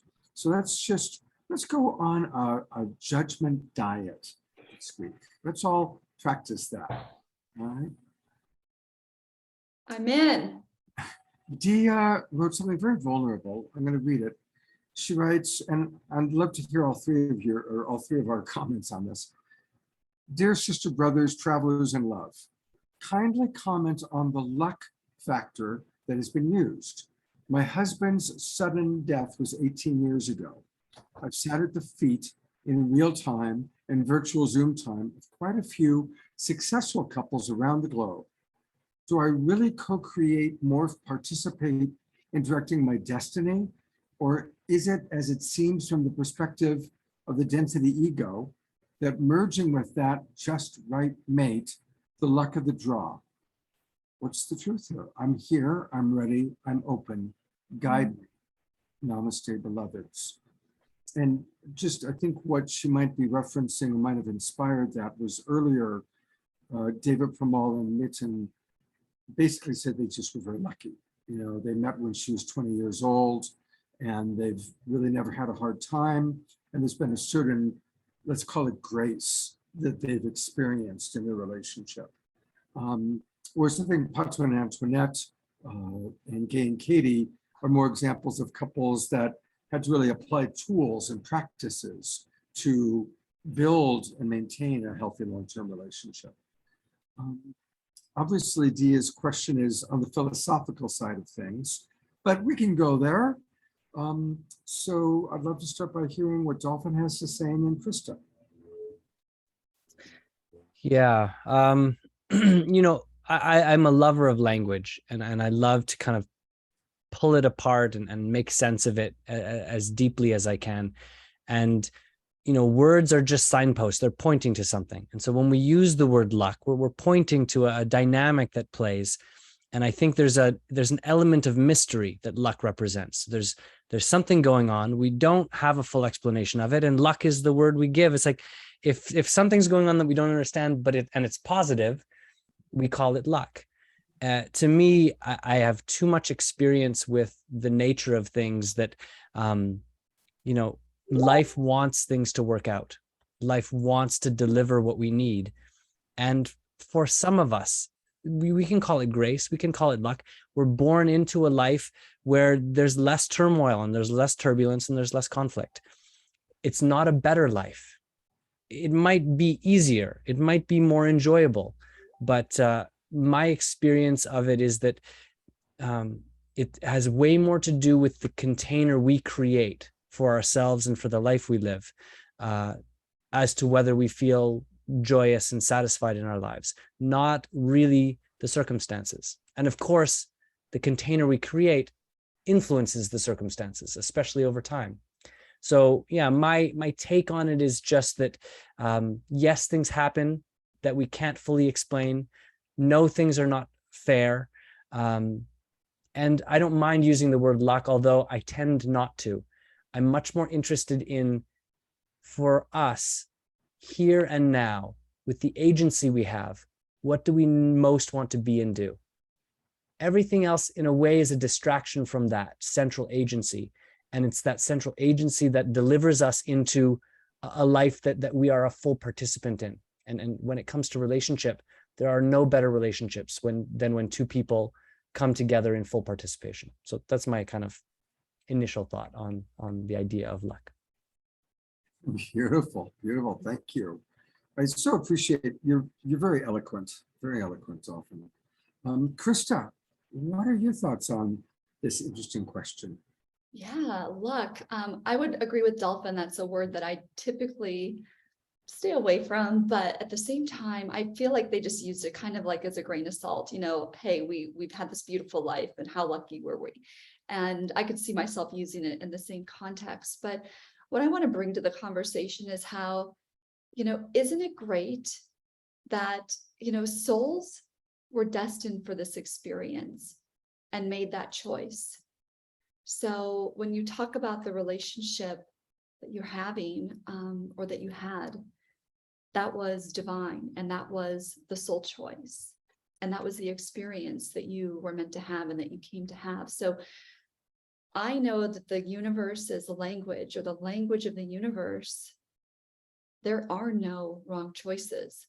If we think we're going to make the wrong choice, then we aren't speaking that language of the universe yet, because we came here with these beautiful choices of lessons that we were going to be moving through and experiencing to step into our highest evolution and our ascension. So each relationship that comes, you know, because we know if we made that decision, you know, we may experience it with one person, but we're going to learn that same lesson if we ended up saying yes to someone else, because that was the lesson or the choice that we came here to move through. So I love the philosophical topics, but ultimately, you know, we were as souls destined to come here for an experience. And I want to just remind everyone that there are no wrong choices. Thank you, Krista. Both you and Dolphin are saying, it reminds me of Matt Kahn, who's been on the show a few times. And, you know, Matt, his whole teaching is that everything that happens isn't to us, but for us. Correct. And I think that's it's an important thing to embrace, while balancing it with absolute compassion for the very real discomfort that we experience. Not going into a spiritual bypass, but finding that balance of having compassion. So for example, coming back to Dia, having compassion for the sadness of her beloved dying suddenly 18 years ago. My beloved wife died almost 11 years ago, and I miss her still. And I miss her, and there was a lot of grace to her death. And so I, likewise, I don't use the word luck, but I love the word grace. That's why those of you that watch the show know my prayer is always maximum grace, right? There's a grace that took place for Deva Premal Miten that they got together when they did. And there's a grace always present. And when we're in gratitude and our hearts are open, it's easier to feel and experience the grace that's always available. When we're in victim and reptile brain, it's hard to see and feel the grace. It's there, but it's hard to see and feel it because our veil of victim, our veil of poor me, our veil gets in the way of being available to the grace. My wife's last breath was the greatest moment of my life so far. Because I had so accepted that she was going to die that when she took that last breath, I could feel her liberation. I could feel the incredible grace that takes place when we leave our body. And she left her body in a beautiful way, with surrounded by friends singing, and it was a beautiful way to go. So there's grace in the room, and that's what we can do. Let's just create as much grace as we possibly can. All right, it's time for some music. And the same show that we were watching, Cornflower was one of our musical artists. And I actually asked Cornflower to speak a little bit about his relationship to creativity. So we're going to hear a little bit from Cornflower. We're going to get some Cornflower music. And then we're going to conclude tonight with Dolphin, Krista, and I answering your questions or responding to some of your comments. And definitely not just relationship with couples or romantic, but we'll start exploring relationships with siblings or children or anything you all want to talk about. So hit us up with some of your thoughts, comments, and questions while we listen to Cornflower.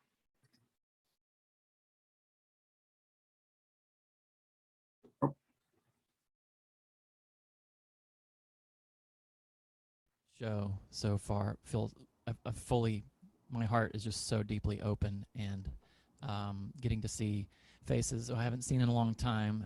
Deva and Miten, I haven't seen them in about 13 years, I think, but we had a lovely connection at the Bobby McFerrin Masterclass in 2005, and that's where I really cracked open as a musician. And anyway, just getting to feel everyone's words, the resonance of the lived wisdom that each of these beautiful beings have shared. And you know, there's very little that I feel like I can say because they've touched on so many things, but I just want to highlight and reiterate some of the things that they said that really relates to my connection to self and connection to source, and then how that shows up through my creative expression. As you know, I wouldn't consider myself a master in anything. I feel like I'm a student in the Earth School and learning as I go, and feels such a blessing and gift to be a part of this world. And I was raised in so much love and was taught to share it with others.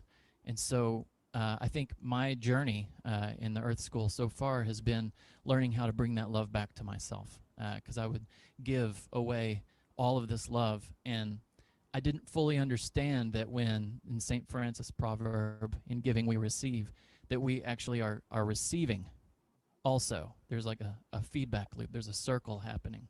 And I was giving from this very horizontal and external energy and hadn't fully tapped into where it was at, where that giving was coming from. And music, I think, was the key to me learning and remembering that truth. I would, whenever I was struggling or really having a hard time, I would go out on a walk and start to sing what was going on for me. And what was always so beautiful about that journey was when I would sing about what was happening that I was struggling with or challenged by, it would immediately drop me into my body. It would immediately connect me back to myself, because singing requires breath. And breath, I feel like, is the key component here for me, in that it really brings me into myself and it connects me to my soul. And from there, the music would just open. And the more that I could get out of my own way and my personality and all of the things that were considered wrong, but the gifts that those teachings were actually offering me, was to get out of my own way and to reconnect with who I truly am. And it was through that that I find my connection to source, and the music is just the key to that. And so I've carried that through with all of my music, and I always open my shows with an improvisation. And so I'm going to demonstrate that here for my song. So I hope you enjoy this moment, and just take a deep inhale through your nose and exhale through your mouth so we can begin from our breath.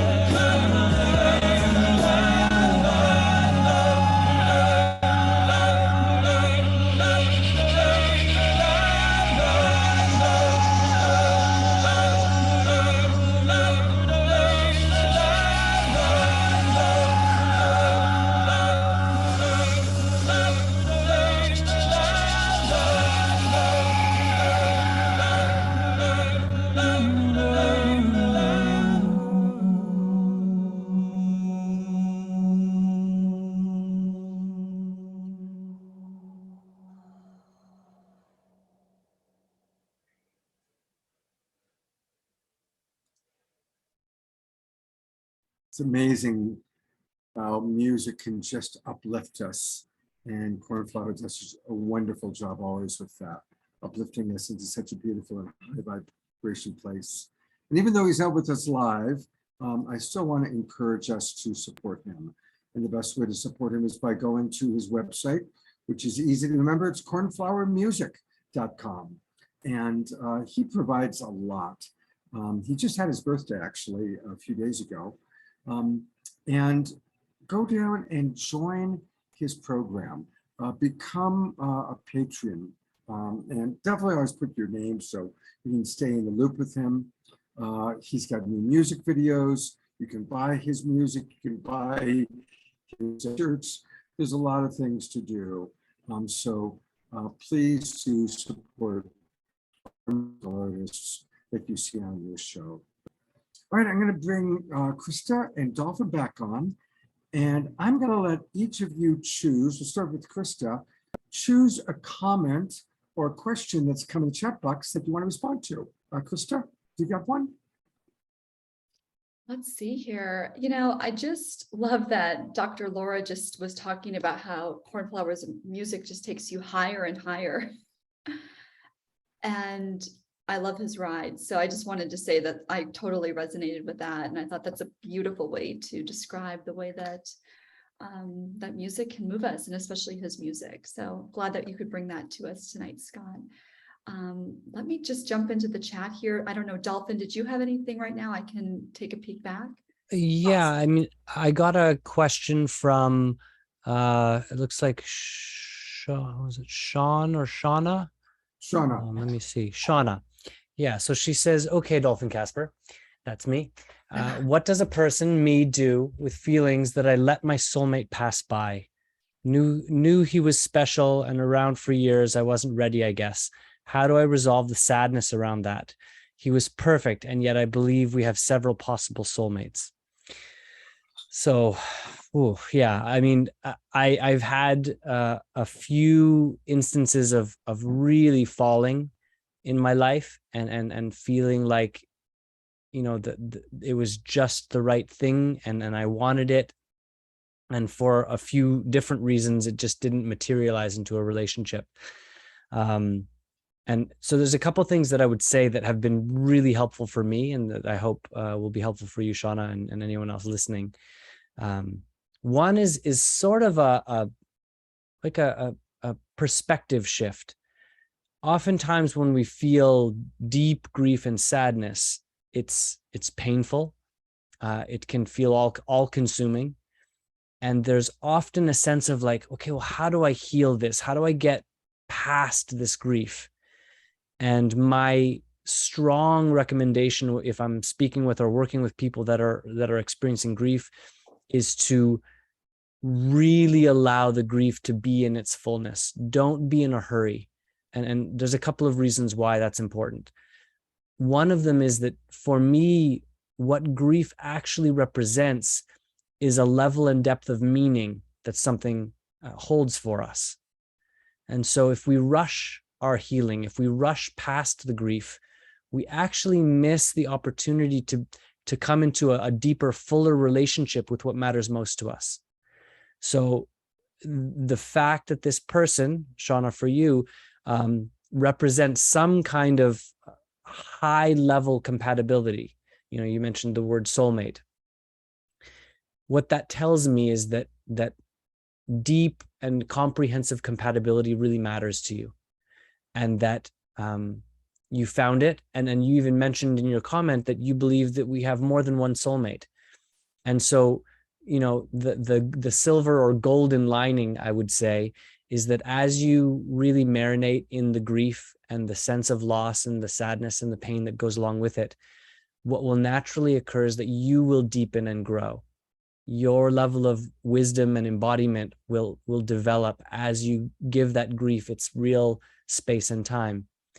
And what that will set you up for is to truly be ready, not just as an idea, not just a choice you make in the moment, but like an embodied readiness to see, to identify, and to collectively step into relationship with a person that that really holds that kind of compatibility for you. So in a way, it feels like it's all set up to support you in finding the relationship you truly want. And that will, I think, necessarily have you needing to let go of any attachments you have to that relationship. It might be that that person comes back around. I don't know the circumstances, but whether they do or not, you get to cultivate your relationship with what matters most to you, and that will actually set you up to be the space, to be the container, to be the inviter of the relationship you truly want. So, and there's other things that can be done to facilitate the healing and the growth, but the most important one is to really let in and embrace that grief and that sadness and that loss, and let it inspire you, let it inform you, let it grow you. I love what you just said. I want to riff on it a little bit. I always appreciate the teachings of Rumi, who happens to be the best-selling poet in America. Dolphin is a 12th century Islamic gay mystic, right? Best-selling poet in America for many, many years. And he teaches about the pathway of the broken heart. And so when we meet a soulmate, and I think most of us agree there are many soulmates that we can have or do have. But just because we meet a soulmate or even a twin flame, it doesn't mean they live happily ever after. It often means that this is going to be the person that's going to provide grist for the mill. This is the person that's going to trigger you. Oftentimes twin flames become wound mates that trigger that which we really need to learn. I love the story. I think two fascinating historical people that clearly were soulmates were Thomas Jefferson and John Adams. And they were absolute opposites of each other. One was the second president of the United States, one was the third. They disagreed on almost everything. They were bitter rivals.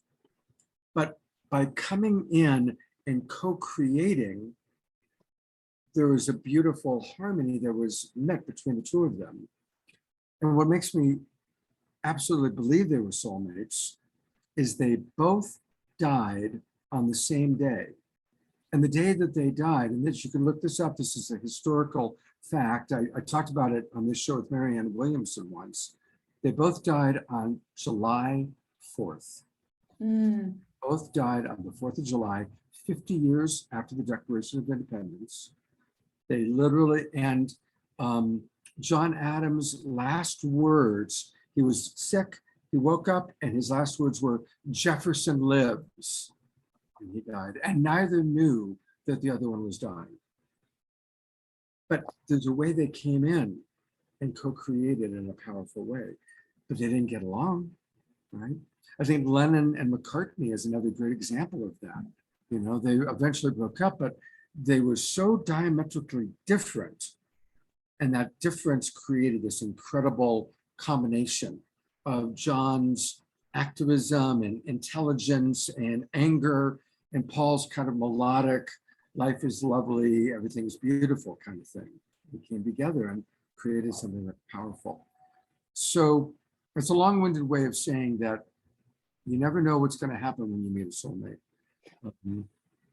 I'll leave it at that. I could actually tell a couple of stories of soulmates in my life that it was powerful, it was incredible, and it didn't go the way that I thought it would. So I'm going to go back to Krista and see if there's a question or something you'd like to respond to. Yeah, I'd love to just add to that too. And I know the other day, Scott, when we had a chance to just talk about all that we're bringing this weekend through this topic of the spirituality of relationships and rich relationships of the spiritual practice, we were talking about our own relationships and how, you had this beautiful experience with your beloved. And I also just wanted to add that, the relationship that I had, one of the relationships that I had was what I would consider, a wound mate or that twin flame relationship. And the biggest takeaway I've had from that, because it ended over 12 years ago, you really never stop loving that person. But the lesson in it was, just because you love someone doesn't mean they're good for you. And I look back with full gratitude and just appreciation for now what I've learned and what I've been able to cultivate in my life as a result of everything that occurred in that relationship. And yes, it was tumultuous. And yes, it was, the deepest love that I've ever, had for another human being on this planet so far. And so that's my takeaway. Just because you love someone doesn't mean, they're meant to be with you or they're good for you in that capacity. So I love what you shared about Adams and Jefferson. I never knew that. That's fascinating. And it just speaks so much truth to this topic. And, I was just looking back, Dr. Laura, you bring so much question and just curiosity to these conversations. And I just want to acknowledge that, because you also bring in the side of things that question and allow us to go deeper. And so a little bit earlier, we were talking a little bit about how, the universe does not bring any mistakes. There's no wrong choices. And you also brought in the fact that, but what about the no's? With wisdom and discernment, you learn the no's. And I just want to resonate and reflect that back to you, that that's so true, because with our experience, we get to bring the embodiment of wisdom. And I think back to how, Gay and Katie and all these couples that we got to hear from tonight, that they bring many years of wisdom. And so with that, they get to, bring the no's, and, we just get to evolve into this higher place where decision-making is sometimes easier because of the experiences that we've had the opportunity to embody. So I just want to say that this show, Scott, that you've created here, and the way that the community and the audience interacts just allows us all to rise together in a way that we all get to grow and learn from each other. So thank you. It's beautiful. Oh, my pleasure. My pleasure. Well, speaking of this community, and that's actually a good segue to something I want to make sure we talk about, and that is our upcoming retreat. So we'll be there. There she is in the photo with her goddess girlfriend partner, Nicole. We're going to talk about the amazing offering that they're going to provide a couple of weeks after our retreat. They're doing another retreat, which is going to be very powerful. So Sedona is an amazing place to be. It is a very magical place. I just spent a couple of weeks there, reestablishing connection with a lot of the soul search people that live there. And we are putting together the first Global Peace Tribe retreat, and it's going to be amazing. October 21st to the 24th. A lot of the people that are on this call right now, a lot of our friends like Karen Eisenberg and Kiki, I know I'm going to end up forgetting some people that are here, Roger and Bonnie, are all coming. And please register now, get the early bird discount. I'll put the link to where you can register into the chat box in a moment, but it's going to be an amazing time. And it's built around, there's a super conscious music festival that weekend. There's a psychic fair. We're going to have at least a dozen play shops featuring people like Krista and last night Raquel, who you saw. It's going to be a really wonderful, wonderful time. So you don't want to miss it. We're going to provide also a lot of different options for lodging and for travel. We really want to work with you on it. Last week, you might have remember meeting Luana. She's part of Soul Search. She lives in Sedona. She is our cosmic, compassionate concierge. And she's putting together all the different lodging options, travel options, and that's who you can talk to figure out what your best options are. So please, please, please join us. It's going to be amazing.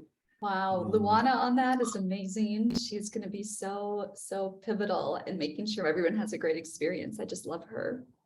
Yeah, she's a total sweetheart. Yeah. While we're on retreats, then come out for a month, right? Because there's our retreat. Then right after that is the Illuminate Film Festival, which I'm going to be hosting panels on. And we're going to have a whole weekend of Awakening World dedicated to the Illuminate Film Festival. And then after that is Krista's retreat. So Krista, this is a good time for you to talk about what you and Nicole are going to be doing. Oh yeah, everyone. We just want to welcome anyone who's either a spiritual seeker, a spiritual healer, a guide, a light leader. We are all coming together during the most powerful manifestation portal of the year over the 1111. And those are the pillars, the gates of heaven. So Scott's bringing up the website. It's gatesofheaven1111.com. And I'm co-creating this incredible experiential event with my soul sister, Nicole. As you scroll down, everyone will get to see Nicole as well. It's going to be a 3-day experience where we are going to be coming together to activate the New Earth Light leaders and bring together conscious collaboration and, you know, just allow everyone to embrace their spiritual gifts and skills and to have, you know, wisdom from so many sisters that are part of Soul Search and brothers, including Raquel Spring, who was with us last night. She's going to be talking a little bit about, you know, the astrology of the Aquarian age and where we're going and what that means for us individually and collectively. And then having so many other sisters and leaders like Aurora Lunastar, Melissa Fike, Suzanne Ross, Ron Interpreter, Larissa Stowe, and more at this event. We're bringing together everyone so that we can all start to know that we are part of a huge community where we are rising together and coming together in a place where we no longer have to do it alone and bringing together a very beautiful experience. We are also having what I'm so excited about, a New Earth cosmic costume ball. So we want to bring play and fun. And when we talk about, you know, embodying this energy, it's really not just about, you know, staying, you know, of course it's about staying in our hearts, but let's play, let's have fun, and let's be in that vibration of how we get to play on this planet together. So that'll be a very fun experience. And thank you so much, Scott, for sharing your event with us and allowing us to share our event with you and your community. We're so grateful. Absolutely. I'm going to go to Dolphin for one last time for whatever thoughts or comments he has, and then we're going to learn a little bit more about RelationFlix and also a little bit more about Dolphin. Take it away, brother. Yeah, I'm just enjoying hearing everyone speak. I really appreciate with this Global Peace Tribe community just how active the chat is. It just reflects people's desire to engage, to participate, to give. So yeah, I've just been honored to be a part of it when I have, and really I love to respond when people have questions or are looking for particular insights or support. So, you know, I think that's my piece. If anyone else has anything in particular that they're struggling with or would like to see more clearly, that's kind of my magic, responding to people and questions. So other than that, I'm happy to talk about RelationFlix and anything else, you know, my work, anything else that wants to come through.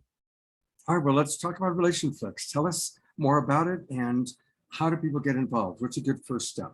Yeah, perfect. So RelationFlix is a subscription-based relationship education platform. We launched this year, so we're fresh and new. We have new content coming in every week or two. There's a new course or a new sort of suite of content that comes through. So there's always something new. People can actually go online right now to relationflix.com, and that's FLIX, so relation, RELATION, FLIX.com. And we were doing 14-day free trials. We've just extended it. So now when you go to the website, you get 30 days free trial to explore the platform, to play. And what our commitment is that what you come to in that first 30 days is just the beginning. So Steve Seva, my business partner and comrade in the project, we are in the back room working diligently to bring all sorts of fun things this year and next. So the things that are coming down the pipe, obviously more content. We want to bring more kind of artistic and entertaining and even comedic content. We want to bring the flavor of things that engage you, not just on an educational level, although that tends to be the focus. But we're going to start to do live broadcasting, which includes sort of reality TV, talk show style, call-in shows, all sorts of live broadcasting workshops that you can participate in. So this would all be included in the subscription on the platform. A writers community will be developing in the next few months. So there'll be articles exclusive to RelationFlix on the platform that you'll get access to.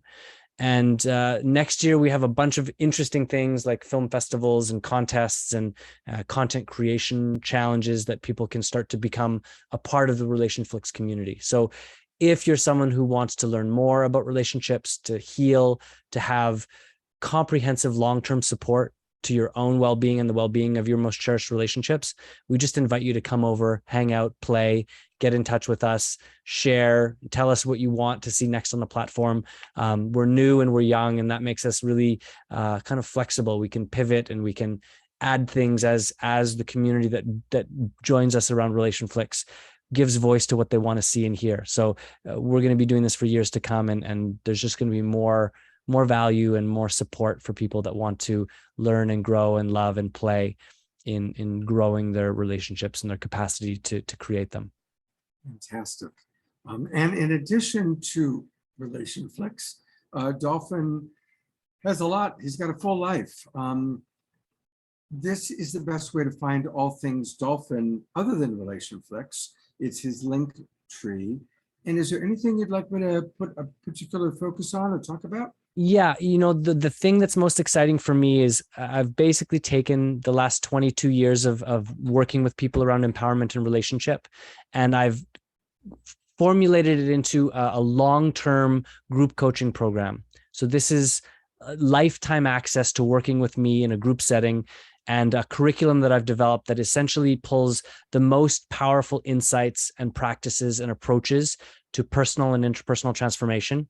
And you get access to all of that perpetually. And there's regular group coaching and monthly workshops that go along with that as part of your long-term membership. And so if people want to join me and work with me long-term and get supported in their relationships directly, they can go to my link tree, and there's a Relationship Breakthrough Accelerator is the name of the program. And they can just click on the link to book a call with me, and then we can just talk. I can find out what you're up to, what you're struggling with, and whether what I do is a fit for you. So I would love to speak with anyone that feels like that's a fit for them. Beautiful. There it is. So Discovery Calls with Dolphin. Thank you so much for being with us and sharing your wisdom. And it's always a pleasure for me to work with you, Dolphin.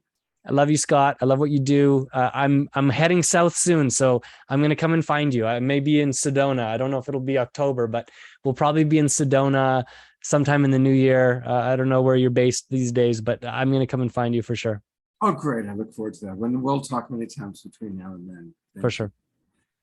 All right. We're going to finish, as always, with some OMASHAR music, but just a couple more announcements. This whole weekend has been about relationships as a spiritual practice, and we still have tomorrow. And Crista will be back with me. In fact, I'm going to bring you on along with me here, Crista. We'll be back again tomorrow morning for the Sacred Sunday show with two more guests. My good friend Deva Premal, who I've known for 15 years. She's a delight. And a new guest for the Awakening World, Diana Haworth. She's one of the evolutionary leaders. And we'll make it a very interactive time. And please join us tomorrow morning, 10 o'clock Pacific time, 1 o'clock Eastern. And Crista, I'm really looking forward to wrapping the weekend up with you tomorrow. I am too. It's been beautiful and such a great experience to be with so many beautiful people from the community, and also all those who shared, starting with Raquel last night and those tonight that we got to review, and also having Dolphin here. So tomorrow is just going to be a culmination of all of it. So I'm just really grateful to co-host with you, Scott, and being with everyone this weekend, especially on a holiday weekend where we kind of are a little bit more relaxed and just not so much happening and can really just get into our hearts. Let's all twinkle Crista. She's been fabulous. Really. Oh, thank you. It's been my pleasure to be here. Thank you. And there's a special extra bonus thing happening tomorrow. So I'm usually the one doing the interviewing, but Tangela and Alan want to interview me for a program they're doing. So tomorrow at 4 o'clock Pacific time, you can catch it on, there'll be a Zoom room. If you guys get my emails, you get the email that way, and I'll put the Zoom room into the chat box here. Or you can watch on Facebook, all the regular places where we show up. And I don't know what they're going to ask me, but they've got some questions in mind. So if you want to learn more about me, things I haven't revealed, join us tomorrow at 4 o'clock. I don't know what I can't wait to see what they're going to ask you. I'm coming on. Oh, good. Yeah, I'm a little nervous, to be honest. So it'll be fun, I'm sure. Get in your heart. It's all fine. I'll beat my heart for sure. All right, let me see if I can find OMASHAR. There he is. There he is. I don't mind being called a she. It's all goddess. And I love the title to the bonus thing tomorrow afternoon, a deep dive into Scott. And Dolphin and Krista and Scott, thank you so much for tonight. I know I bring some music, but I am so filled every time I come onto this show. And relationships especially, everything is my relationship. My fess is that I haven't been in a intimate relationship for a decade. And so anyone out there? And hang on a minute. So I'll bring that back. I'll call it another time. And so every being that I come across is my reflection. And I thought that I had a time about a decade ago, and I thought, no more women. That's it. I'm done. I've had enough children in every port. And so now I'm just joking, okay? But what happened is I was suddenly confronted with my relationship with myself. Holy smoke! I didn't think about that, and so it's been a beautiful unfolding for them. And I think that maybe in the next few years I'll open up to another being in my life. And that being said, this song I'm going to share now is called "The Miracle," and it definitely speaks for itself, or should I say herself. And yeah, thank everybody on this call. I love you all deeply. I know we don't all know each other intimately, but we kind of do. I'm kind of feeling that. So here's an intimate song from me to thee.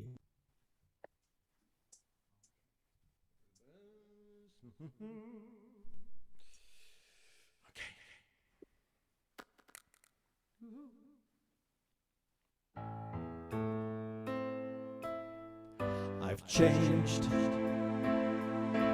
like a butterfly. It's something very new.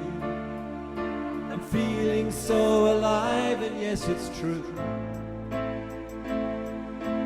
Nothing is the same. I'm bigger than before, and yet I know that I am still a child. A child without a care in this new world, and so connected to you. An innocent new life, a heart so true.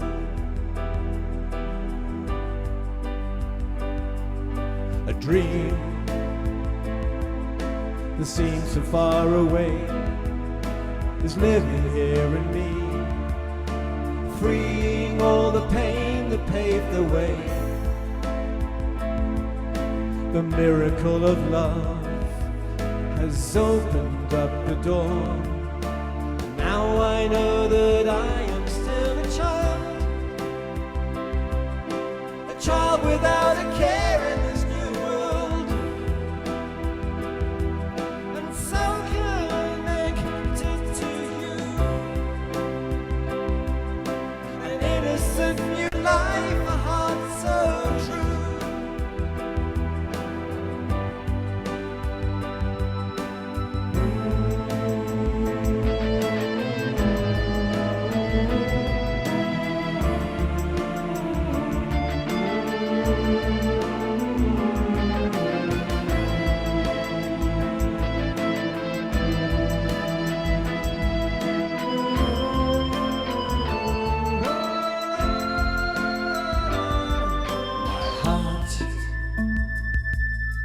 Beating once again, I'm feeling so secure, and yet I know that nothing's like before. My mind is now at peace, no need to know the way, and yes, I'm glad that I am still child without a care in this new world, and so connected to you. An innocent new life, a heart so true. I'm still a child without a care in this new world, and so connected to you. I'm innocent and deep and pure and true.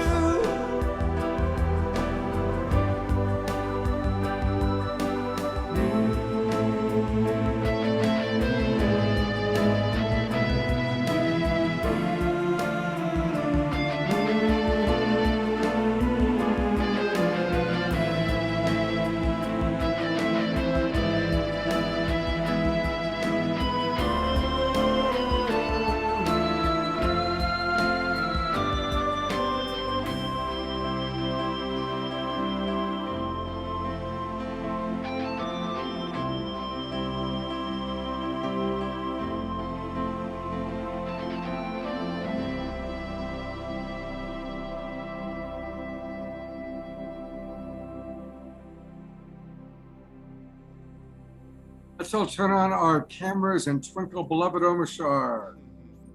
Give them some good twinkling, some good appreciation. We love OMASHAR. There's Mark with his accordion. I love it.